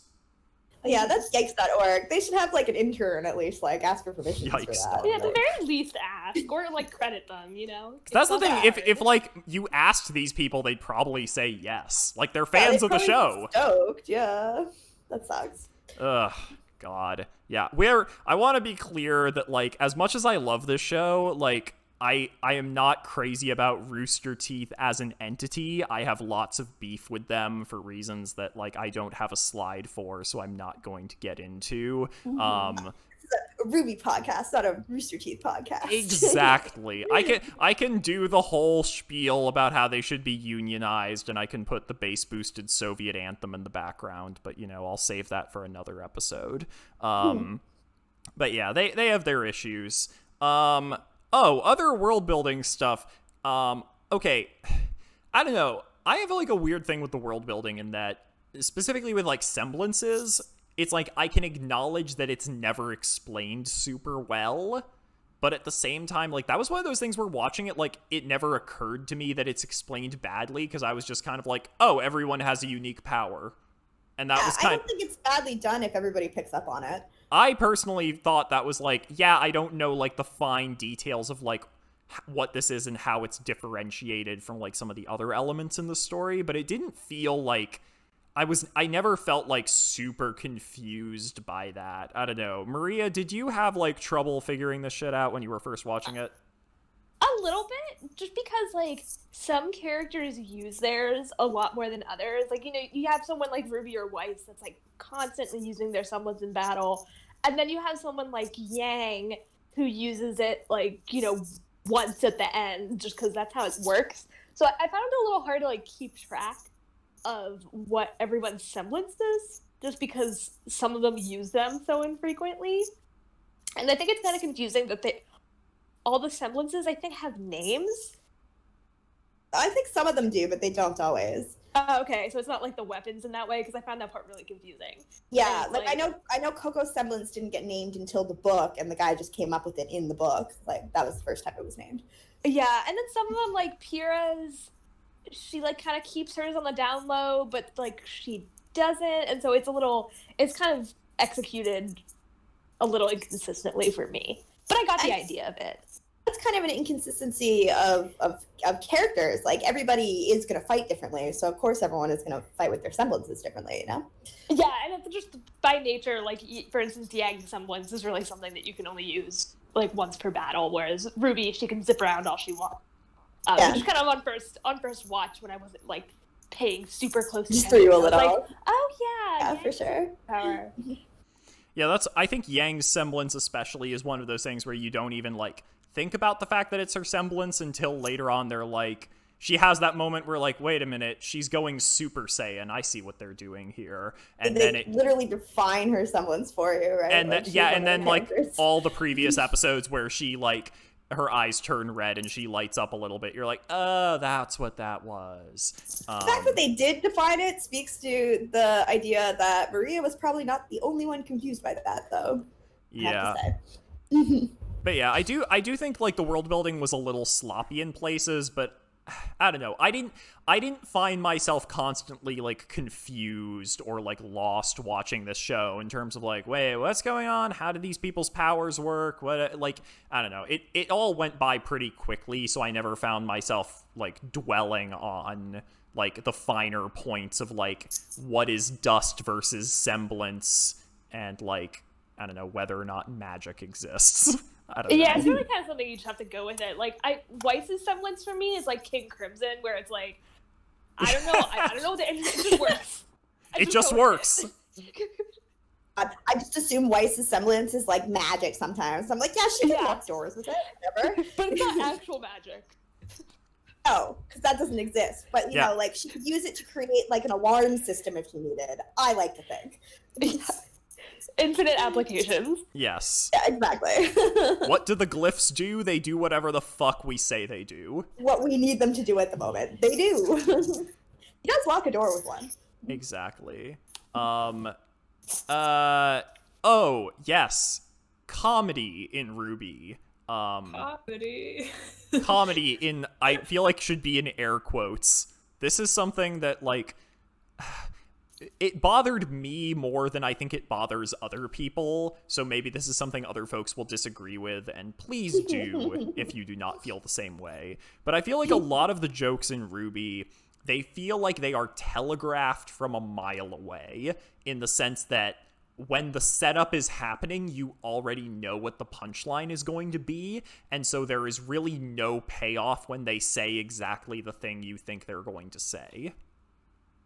Really gonna come for magnets are cool too like that? A little bit. Okay, that was one of the jokes that landed, though.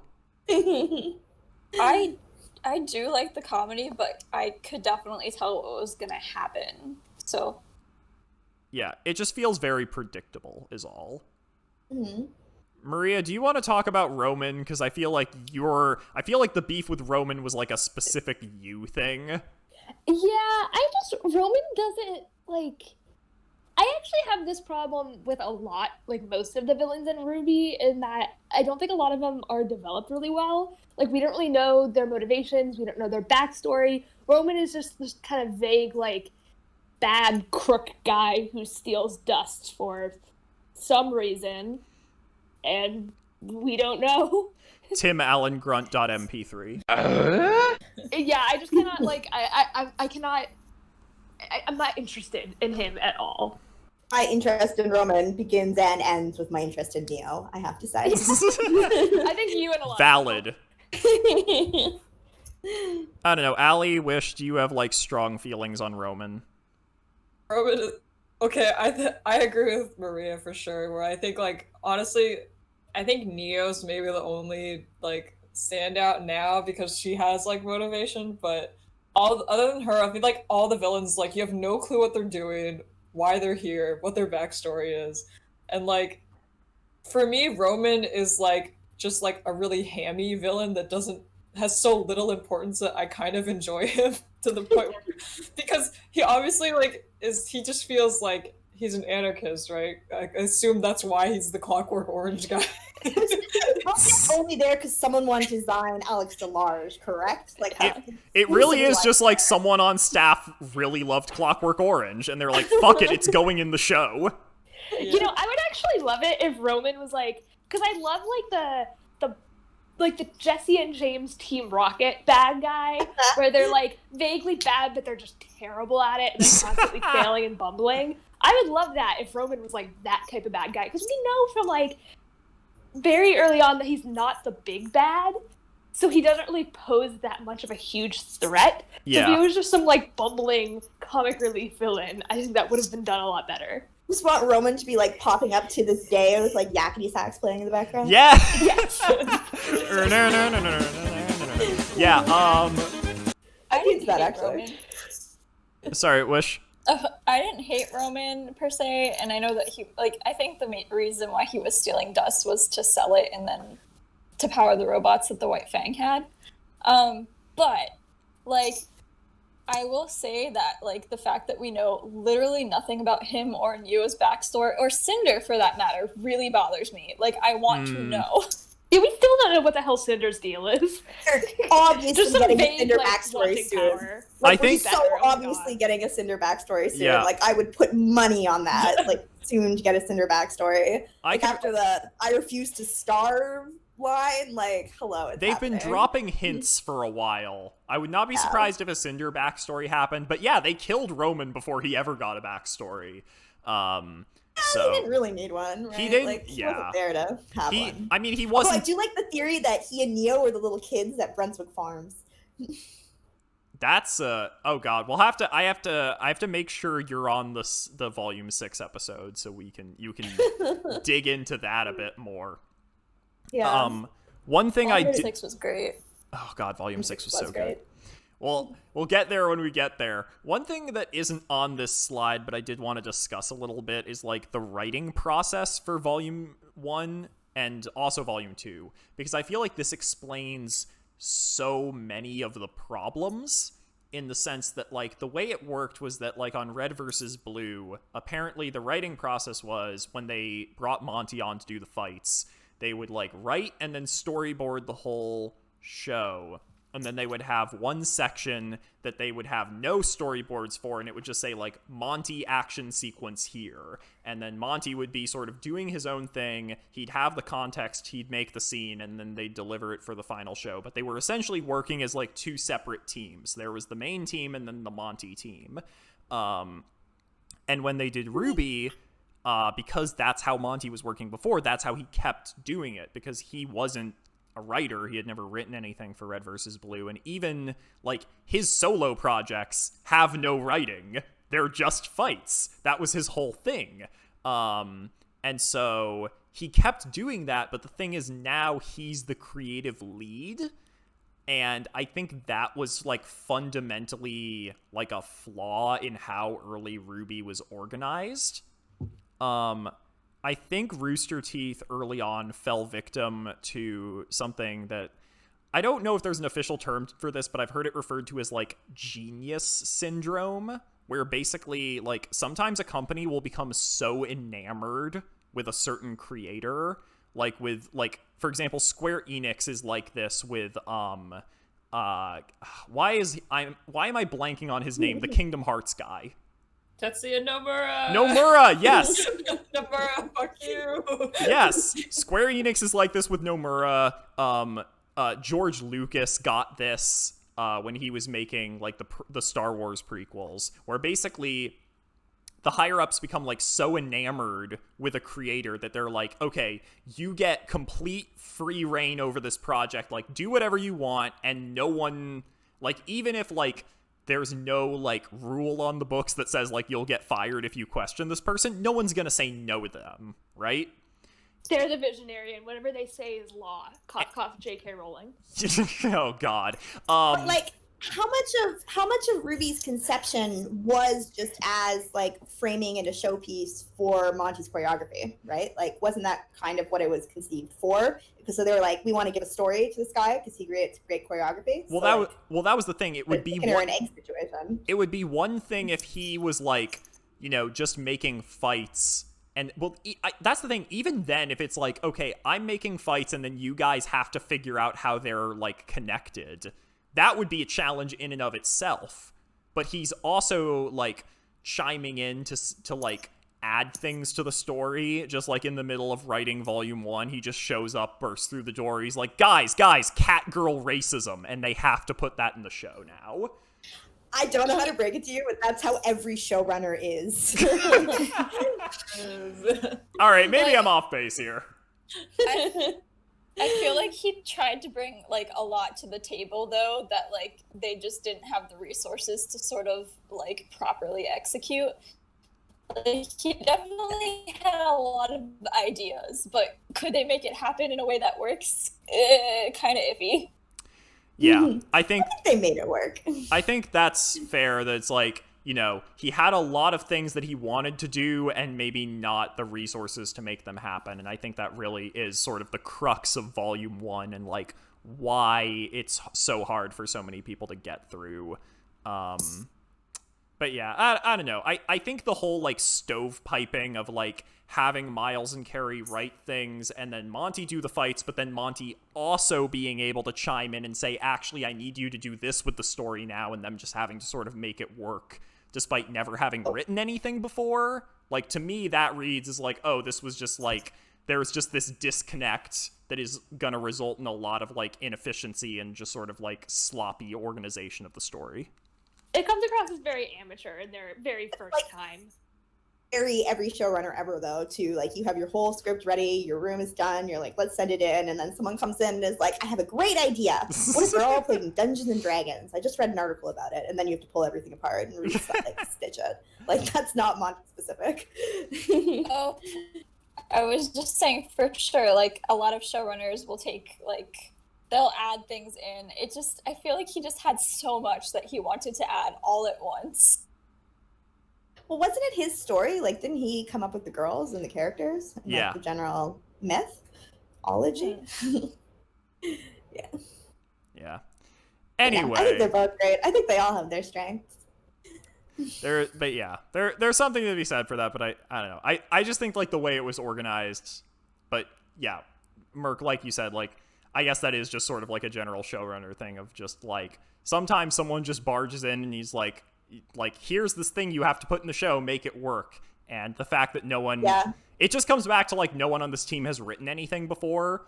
So it's like maybe someone who had like a few years of experience could pull that off, where it's like last minute you have to add in cat girl racism and it'll feel like it works. But because they were like brand new, it comes across really clumsy. Well, I think that none of them had that much experience with like kind of nuanced racial storytelling. Like that's an understatement. That's what turned out clumsy in there for sure.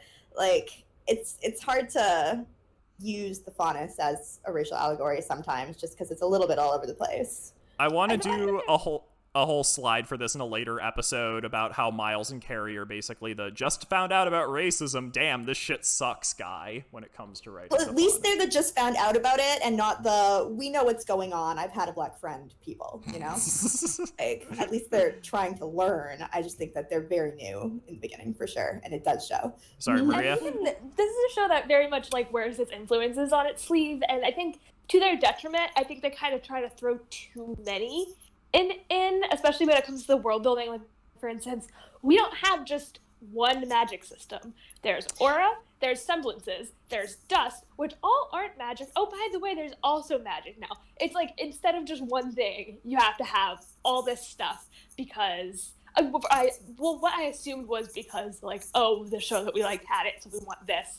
But it might That's not what be. I was talking about. Yeah, it's just very overcomplicated instead of like having one element and having it done really well. You worded that a lot better than I did. Yeah, there's just I think it comes from them knowing too much of their own backstory rather than the opposite, to be perfectly honest. Because as we learn more about, say, like dust and semblance and aura, we learn that they're all pretty much tied together. So I think that probably was all there from the beginning, but they didn't know how to telegraph it because they were waiting for things to unfold. It really does come back to like the show don't tell thing, where it's like you have all these cool concepts and like they do work when you understand them. It's like how you deliver that information to the audience, and that's what they struggled with. Okay. I can see that. Okay, wait. Oh, yes, we're moving on to discourse now, right? Yes. Okay. Yes. Fanon. It's a thing. A lot of people have opinions on this volume and how people are characterized in it. Wish, you specifically wanted to talk about Fanon Yang, because I think you have some opinions on this. Let's dig into this a bit. So, like, I don't understand where the dumb party girl thing came from. Maybe it was the trailer, but, like, people don't seem to realize how smart Yang is. Like, she built her gauntlets and all that stuff. And, like, there's so much. Like, a lot of it was because of Barbara's influence, too. Like, during the podcast, like, people would see Barbara making puns, and they had trouble separating her from Yang. So they automatically made Yang, like, a punster in Fanon, when, like, she only says, like, 2 puns throughout the series. She really doesn't make that many puns. Flanderization. Yeah, I check the caption on the photo for relevant information. But yeah, I think that comes partly from, like, yeah, people just, like, blending Barb into Yang, and also I think a lot of it has to do with the fact that, like, we touched on this earlier, of the 4 main girls, despite being the least flat of all of them, she is the most flat as a character in terms of, at least in volume 1. Like, she... we do learn a bit more about how sensitive she is, but not until volume 2, really. Exactly. Early on, there really isn't a lot to work with for Yang, and so because of that, people just, like... It's like the, here you go, bitch, since you want to project. Like, they just, you know, sort of... like applied whatever they wanted her to be to her, and I think part Damn, of you do look cool. And that, like, partly came from, like, a lot of it just how, like, the cast and crew talked about her. Because I know at least there's a lot of clips of, like, Miles just talking about how hot she is. Oh, that's a little weird, but I didn't know about that. It's right. Weird. It's like, just... Sorry, guys. Jean Yang is canon now. No. Oh, no.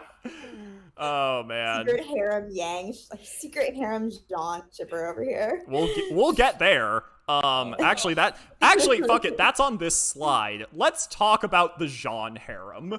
Can I ask? I don't know what to say. Why is it out there? Why is it there?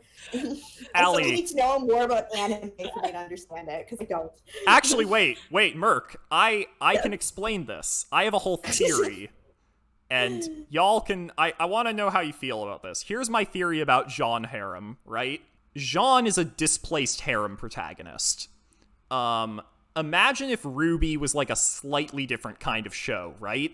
And that Jean was framed as the main character, which, considering how much time Volume 1 spends, or wastes, on him, kind of reads that way. You have this guy with no, like, distinguishing qualities, who's just, like, the most average of average dudes, going to this school on false pretenses, no less, with a whole bunch of hot girls who are super amazing and talented and all have, like, really distinct personalities. That's the setup for a harem anime. Okay, see, I don't know I know harem anime exists, but, like, I don't know it. I'm not familiar with the... But, like, every harem anime kind of has that rough setup of, like, this dude is sort of, like, contrived into a situation where he's surrounded by hot women who are all more interesting than him, and harem protagonists are always kind of like wet blanket types where like no one really they're essentially just like a blank canvas for you to project onto, which like for Jean, like absolutely a lot of people just do that with him. So the Jean harem fan fiction comes from a world of people who are harem anime fans and are watching the show through that lens. That is my theory. Okay, I can see that. Also, side note, does anybody know any gay harem animes, like with girls? There really isn't any, unfortunately. There's a reverse harem, but other than that... Also, one thing I just thought of with Jean is all the straight people watching RWBY, you have... Because there's only two male characters in the two main teams. Ooh. And Ren's kind of already paired off. Ren is not only already paired off, he's really quiet, so there's not a lot to, like, I don't know, it makes more sense to pair Jean with, like, a random person than Ren with a random person, because, like, Jean at least talks about how he wants a girlfriend. That is true, yeah. Mm-hmm. Ren is, Ren is an asexual king. So, I was rewatching Volume 1 to, like, prep for this, and I did not realize how much Volume 1 Jean is, like, hey ladies, what's up? And like, I'm cool. And it's like, it's excruciating. Like, I want a girlfriend. And I'm like, I was like, this is not how he acts like in the show now at all. And it's so weird that like, this is what he was like at the beginning. He's like fronting. His dad told him he has to act that way to like get people to like him. Like he's specifically fronting. Yeah. I like how Yang treats him like a bro. In that sense, she's like, "Oh, buddy," every time he does it. Was it Yang or RWBY who gave him the nickname Vomit Boy? That was RWBY. Was it? Yeah. I thought it was Yang, but I could be wrong. One of my favorite pieces of like subtle like reference humor in RWBY is that in Volume 6, I think, you see Jean is in RWBY's scroll as Vomit Boy, which is amazing. He'll never escape the nickname.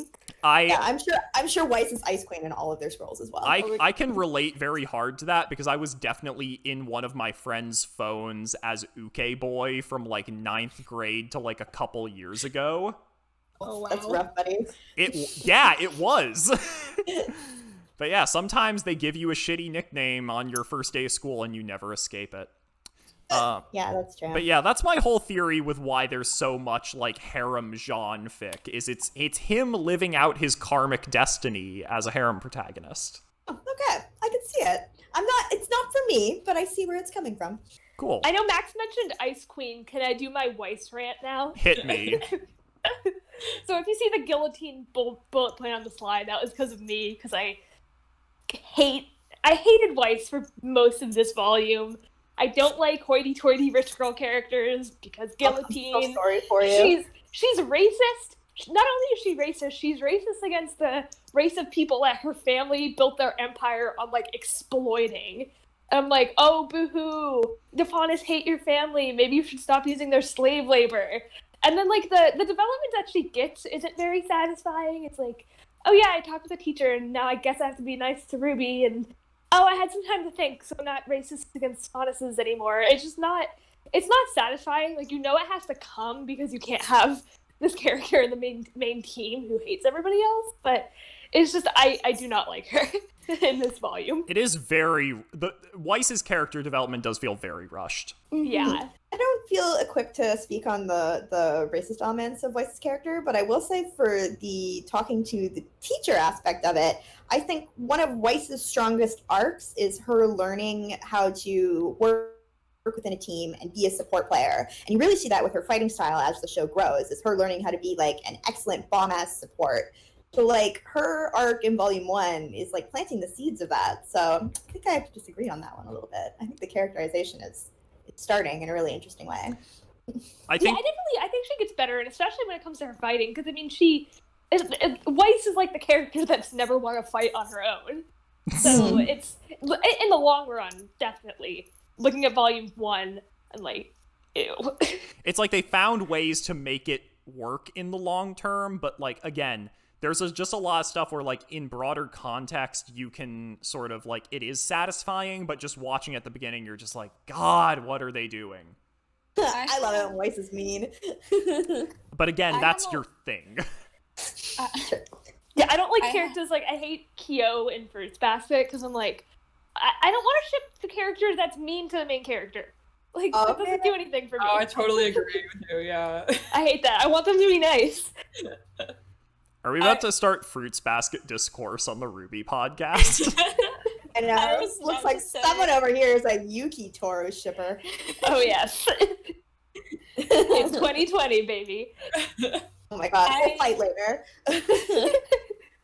I didn't necessarily hate Weiss, but like I definitely feel like she's less sympathetic until you start to like see her development. And I think actually Weiss's arc in volume 4 is probably like the best sort of start of her characterization, which is saying something because I have a lot of feelings about volume 4, but we're not going to talk about that here.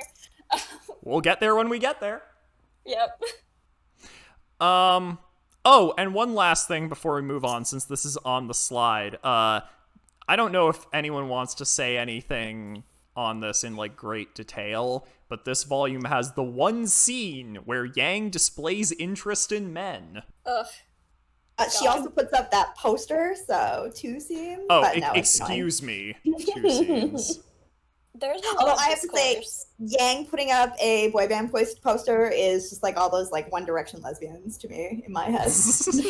You just like the idea of men. Yang just really exactly. Like, there's a lot of discourse right now about like bi Yang versus lesbian Yang. I'm just like, well, what's the big deal? She can like girls. Like, yeah. The point is she likes girls, and that's our favorite part of it. Yeah. Yeah. It's like What I guess Volume 1 also introduced was the like only characterization we'll ever get of Adam that people are with forever too. Like that was a Volume 1 thing for sure. And he's not even in Volume 1, it was just the trailer. I know, but like I didn't watch, for some reason I didn't find the Blake trailer until I was in like Volume 5 of watching RWBY. So I was just like, why are people like obsessed with this guy? Like he doesn't even show up. And then I watched the trailer and I was like, oh, he said 2 sentences. Now I get it. I didn't watch the trailers until I had already watched the whole show and was like multiple years into being obsessed with it. So yeah, I did not understand Adam's appeal at all. And then even after watching that trailer, I was like, oh, okay, so it's just that he had a cool fighting style. It's like... Yeah, I still don't like see the appeal after the trailer, but I understand where the groundwork that anybody talking about him at all comes from, you know? Whereas before it was like a question mark to me. It was like how people ship Hawkeye and Coulson in Marvel Cinematic Universe or something. Yeah, it's just like as someone who like liked Adam like from the trailer, it was literally only because of the reason that Max said, where like I put this in when Max prepping was like, oh, the characters that have really interesting and visually distinct fighting styles. One of them, I think, is unfortunately Adam. I think he's honestly like the third best in the whole show, like in terms of like a really visually obvious fighting style. Like if you saw a silhouette of him fighting, you would know that's Adam fighting. And I was like, really, wow, this is so unfortunate. That What a shame. I mean, like, it's a real thing. Like, bitches love EI Jutsu. It's just a fact. It looks so cool. Right? He does look cool fight. That's like 80% of why I like Mercury as well. I'm not gonna lie. It's because I like how he kicks things. Oh, dude, Mercury has a great fighting style. We'll have to get into that in later episodes. Kicky boy. Kiki boy. Yes. Deku after he discovers shoot style. Local boy discovers legs.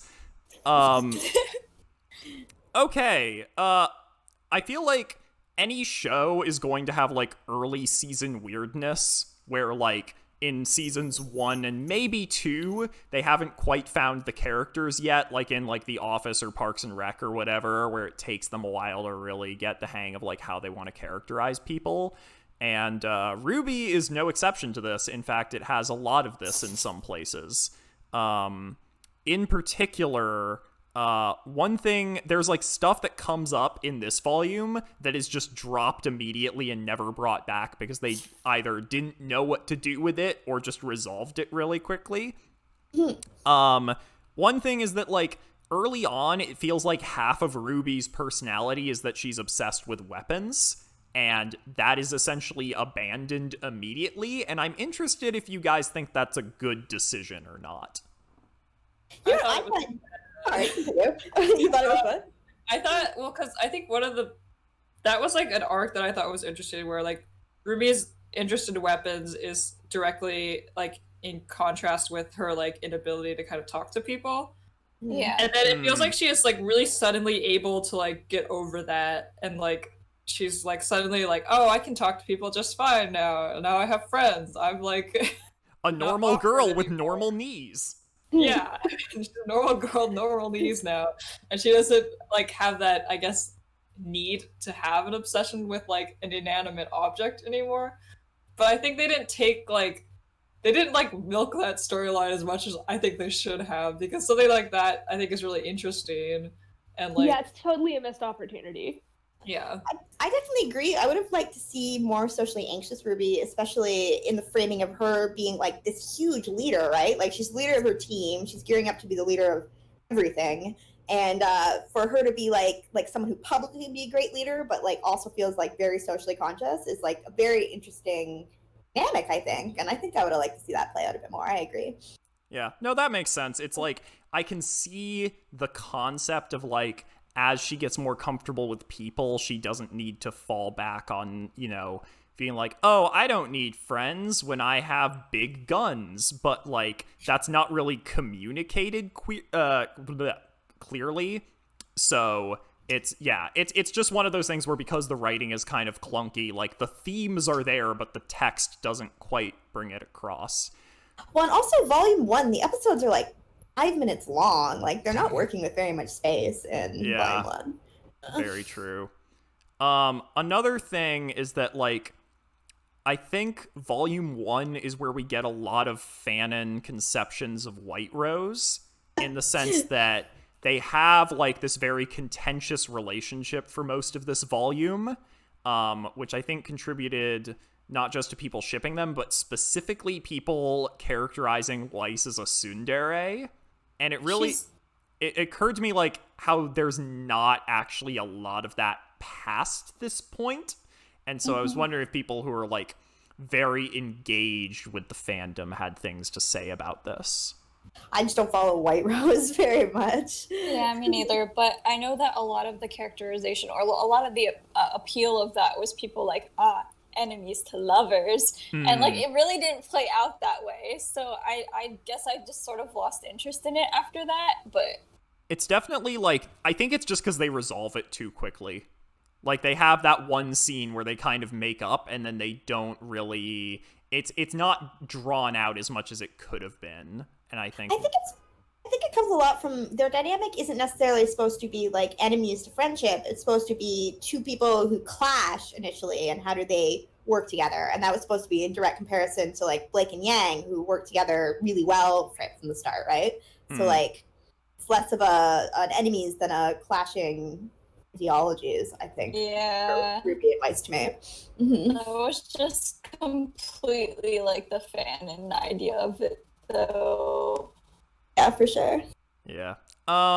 Okay. Other stuff. All right. We already talked a bit about like the stuff that's like very obviously like, hey guys, did you know we're an anime? We really like anime. Look at the chibis. Look at the things. But something like I haven't talked about before, and I don't know if like people are like know more about Rooster Teeth might be able to speak to this, but like the amount of like references that are like crammed into RWBY, where like as someone who didn't understand any of that, I didn't even perceive that it was like full of Achievement Hunter references and stuff like that. So like, does that like add to the experience, or does it just come across as like kind of cringy? Like, hey guys, have you seen this other thing we've done? Did you know that we make other content as well? Yeah, I know very few RWBY fans who are like also really into other RT stuff. At most, it's like they've seen Genlock, but that came along after RWBY, so I don't really. Maybe because it's the first volume, and so RWBY doesn't have its own like identity yet. But I think that's a really good point. Yeah, I think you're right. There's like a lot of need to like tie it to something that is like already popular, which is Rooster Teeth. So they're like taking, and I can't tell if it's like. I like mentioned this before with like the concept art on the build, like the blackboard, where like I can't tell if it is like a genuine like this is good for like the viewers to see, or if it's like we had it lying around and let's just use it.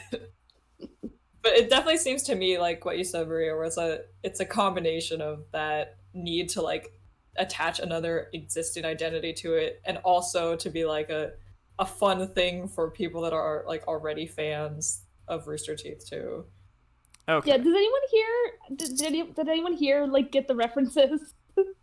Or were we all Rooster Teeth noobs? No, I knew none of them. So my theory is correct on very few. I got like a few of them. Like I like the posters, like the main one. I was like, oh, it's Achievement Hunter. I literally can't remember any others, at least in Volume 1. I know there are like more throughout the series, in like Volume 2 especially, but I feel like a lot of them are just like they're like weird name drops, which is kind of just like a weird thing. There's a lot of name dropping. It's so weird to have something like a proper noun like that is tied to like Rooster Teeth in like the RWBY universe to me, because it's kind of like the show is already complex enough like on its own that you don't need to add things that don't matter at all. Yes. Oh my gosh. For a fan though, that's like an Easter egg, right? It's like red apple cigarette or something. That's the thing. It's like you spend so much time on the Easter eggs, and then again, like a lot of the core like main elements feel like they were like skimped out on, basically. So I don't know. Oh, one last thing. This is just like something I noticed watching through the first volume that like stuck out to me is there's like random things they mention early on that never come back later. Specifically, the one thing I remembered is there's a scene where Ren is fighting, I forget what it's called, but it's the Snake Grim, where he like shoves the fang into its eyes and does like a pulse or something with his aura and like makes its head explode. And that was really cool. I was like, wait a minute, they've never done that again, where you like actually use aura offensively. Maybe we'll see a bit more of that though. Like aura is getting used as like they're expanding what you can do with aura so much right now that aura being used offensively, I wouldn't be surprised if we saw. They have that where it like connects to your semblance, right? Where it's basically like the mana that powers your semblance, if that makes sense. But yeah, that was just one of those things where I was like, that's like a concept that's actually really cool that they just never touched upon again. Yeah. So I'm wondering if there's like other stuff like that you guys noticed or not. I saw in the comments of, I think it was the Red trailer, that they don't abandon this completely, but apparently Crescent Rose has like a war scythe configuration that very rarely gets used. Interesting. Like, yeah, it's like not all the way of a scythe. It's like kind of like a 45-degree angle type deal. huh. She uses it sometimes, but like it's in the red trailer and not much else. Or I mean, if we're talking about trailers, like what the fuck is the yellow trailer? I know they connected in season 2, but like Girls. Flames. yeah, why is this teenager in a nightclub? She's looking for Raven. Are you kidding me? I was gonna say she's getting Oh, God. information. Okay, so the girl, I couldn't tell who like the person that she was showing on the phone was. I assumed it was Raven just because now they have the context. See Raven fly by right before she walks into the nightclub in the background. Oh yeah, because there's the crow. That's Yeah. another thing. There's a lot of No, like, Maria, crows there's a and raven. birds flying by. Oh, excuse Yeah. me. There's a lot Raven. of birds that then you realize when Crow and Raven It's a are corvid. birds. You're like, oh. Yeah. Yeah. Yeah, when she goes to the nightclub, she's definitely looking for Raven. And they kind of follow it up when she goes back again. He's like, I can't remember the line, but they kind of like hint at it again later. Right. But Yeah, that's because definitely- she walks in and they all point guns at her. That is actually one of those things where, like, I think the fact that her trailer is in a nightclub contributed to the concept of party girl Yang, but like she For showed sure. Strawberry sunrise, no but ice. but she goes to a club to A, look for information, and B, she shows up and orders a virgin cocktail. So like I don't really Yeah. know if like a party girl characterization makes sense for her. She plays She's under 8. DxD. Come on. I thought that was more like Risk that they were playing, not D&D. Valid. Which is worse. Or is it? Okay. Last main no. point. Oh, no. Let's fucking go. Okay. Oh no. So Maria, let's fight. Oh. My goodness. it's time to Allie, you have to meet Maria in the pit. Oh god. I will fight. I love Casey Lee Williams. I will fight. Okay, RWBY music. Here's my take on this, right? RWBY music is butt rock for people who like musicals. It's butt rock. I fucking hate butt rock. My- That's my biggest problem. My reasoning for this is that if you look at like the lyrical sensibilities, they're extremely narrative and extremely literal, which is the kind of things that you get in musical songs. I love that. And then it's I am not a fan of lyrics in my background music in general, so opposite. I think there are points where it works really well. I think Red Like Roses in the Nevermore fight works great, even with the lyrics, but there are definitely other parts where I'm like, okay, you could have left this out and it would have been better. Yeah, there are definitely exceptions to the music being bad, but I'll reveal those when we get there. I think the reason people like the music so much is because it's so narrative. Like, we have everyone flipping out over the Volume 7 soundtrack right now, and it's partially because it's like almost a new chapter for a day, right? Like, you get to dive through lore. all the songs and figure out what character beats there are going on there. So, like, That definitely ties into Max's musical theory. yeah, And it I- also explains, because I hate musical theater, so that also explains why I don't like it. There's a lot of things. There's a lot of things in the songs that also sort of allude to things we learn in the future too. Like even in the Volume 1 soundtrack, I can't really bring up what I was Roses thinking big of, but yeah, Red Like Roses definitely. Yeah, I love musical, and I I do don't know too. if I love butt rock, but I like some of like the Sonic songs. I mean, so that's like, No! Oh shit, I forgot! RWBY music sounds exactly like the Sonic it soundtracks. sounds like Crush 40. Is that? Yeah, live and learn! It's like Live and Learn and His World from Sonic 06. I've heard multiple mashups of like RWBY songs with like Sonic music from like Sonic Adventure and onward, and you can't even tell half the time that they swapped out the instrumentals. The Sonic Battle Adventure 2 soundtrack slaps though. Yes, so. it does. But my like feelings about the music are, I don't know, they're more complicated now. When I was like first into RWBY, I just loved it, like unashamed at all. And now I have a little more like, I guess like self cringe about it. I think Casey Lee Williams is like just like an amazing singer. I don't think. Yeah, there's no doubt she's definitely super talented. Old in Volume 1. That blows my mind when I think about it. It is She actually has insane she was 14. Yeah. I think what is strange to me is I think Jeff Williams, and when I was prepping, I wrote this error as I think he only knows how to write 4 songs, and he writes all of them in the first volume, and then he just, not the best versions of them, I think, but he just keeps reusing the same kind of song throughout each next volume that comes out.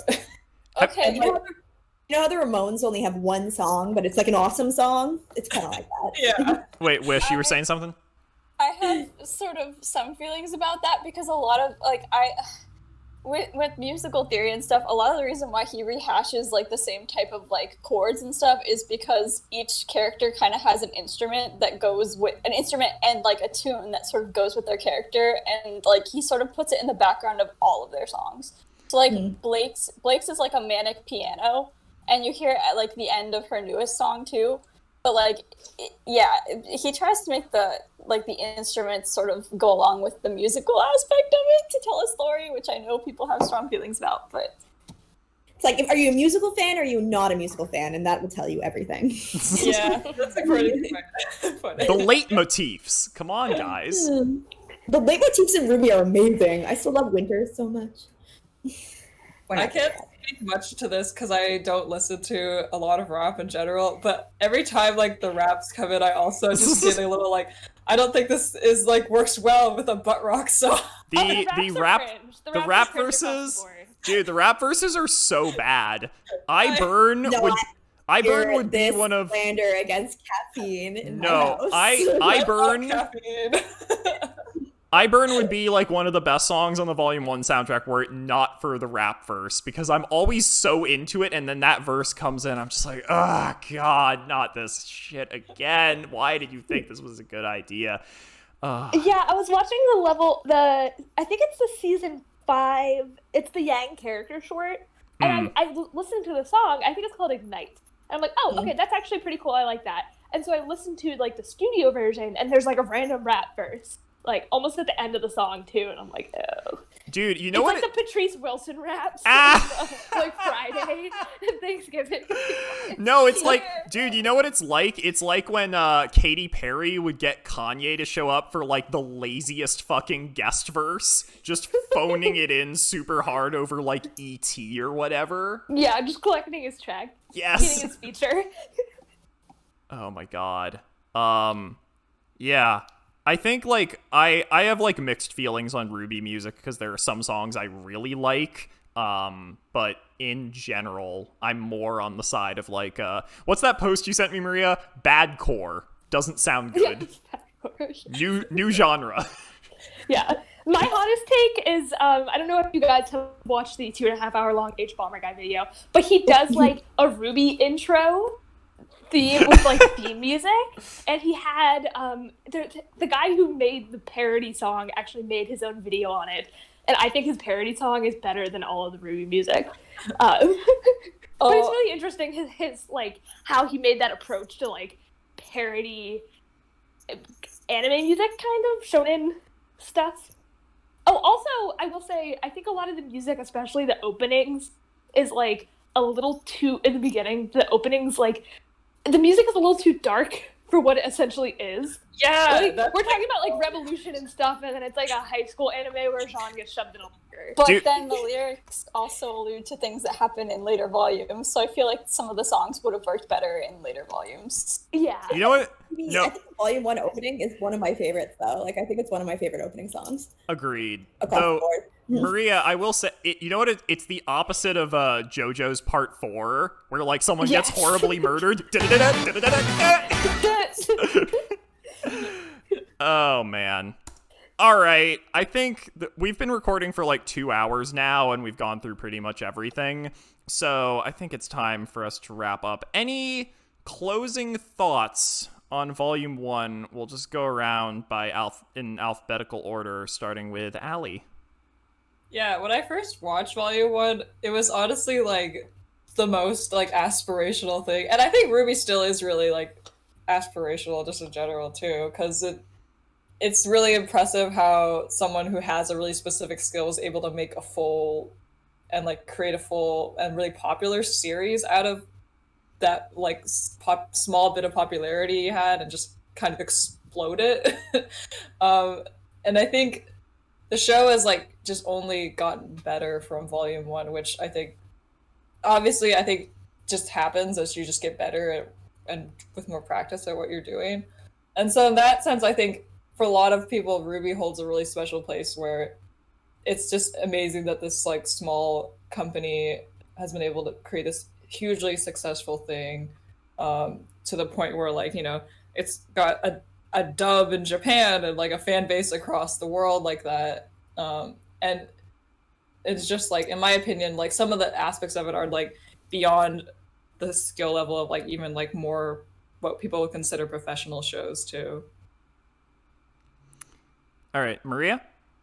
I would say kind of overall, definitely don't base your opinions of RWBY as an overall series on your opinion of Volume 1, because if you do, you'll probably end up dropping it, and it does legitimately get better later on, but this is just something that we all have to get through to get to the better parts. And it does, and in context, there are stuff that makes Volume 1 seem better than it is on the first watch, but definitely don't write off the series based on the shitty walk cycles. The RWBY fandom is like a sorority, and this is the hazing. Yes, for sure. Merc.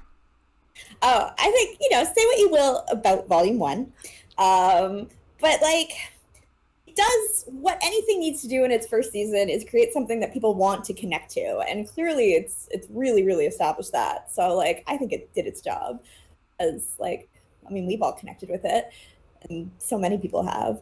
But like, I don't know, I've given so many opinions on why I think Volume 1 is underrated, but yeah. And I appreciate you doing that because, like, otherwise, you know, I don't want this to just be, like, the Comedy Central roast of Rooster Teeth for the first, like, volume or two because there was so much we love it, jankiness. and we want, well, you should bring me on to Volume 2 then, because that's my favorite one. Oh, you will be on the Volume 2 episode, but, like, we don't, like, we do love the show, and we don't want to just, like, aggressively shit on it despite all of the things there are that are worth aggressively shitting on. But yeah, no, it's a good perspective to have. Wish? I think it is clunky, but there's beauty there, is what I will say of Volume 1. That's fair. That is very fair. Wish? Despite my criticisms, they all kind of come from a place of love, because I definitely still vibe with the series, and it's like one of my comfort series. But like there's a lot going on that I think that with a little bit more of a budget they could have definitely improved on. But again, we've all sort of vibed with the series, and we all definitely like the series, and I feel like most of our criticisms come out of a place of love. So that's just my take. Agreed. We criticize it because we love it. Adoration. It's like when I call my cat garbage.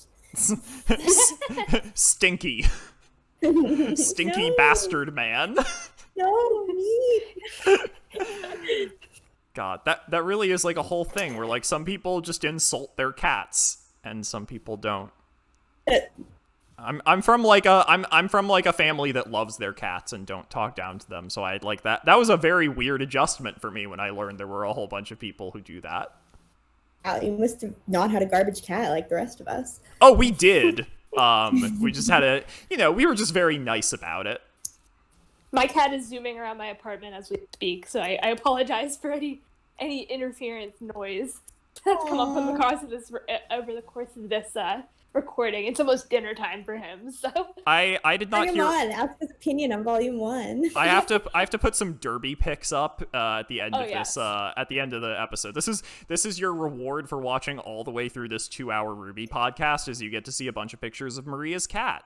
No, actually, I feel like I sent this to you when I was doing a rewatch of one of the later volumes. I was watching it on my TV, and he was sitting on his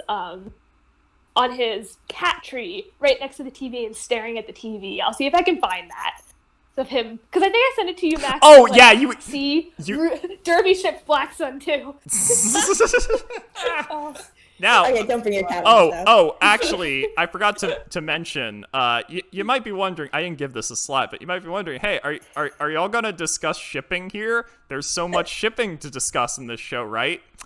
Oh, don't worry. We'll get there. Oh no. We will get there on the next episode. I want to be there. Thank you all so much for listening. I hope this episode hasn't been too hard to listen to. This is the first time we're doing this, so I don't know how it's going to go. And I guess we will see you all later. Bye, everyone. Have fun editing this, Max. Oh yeah. Bye. Thank you.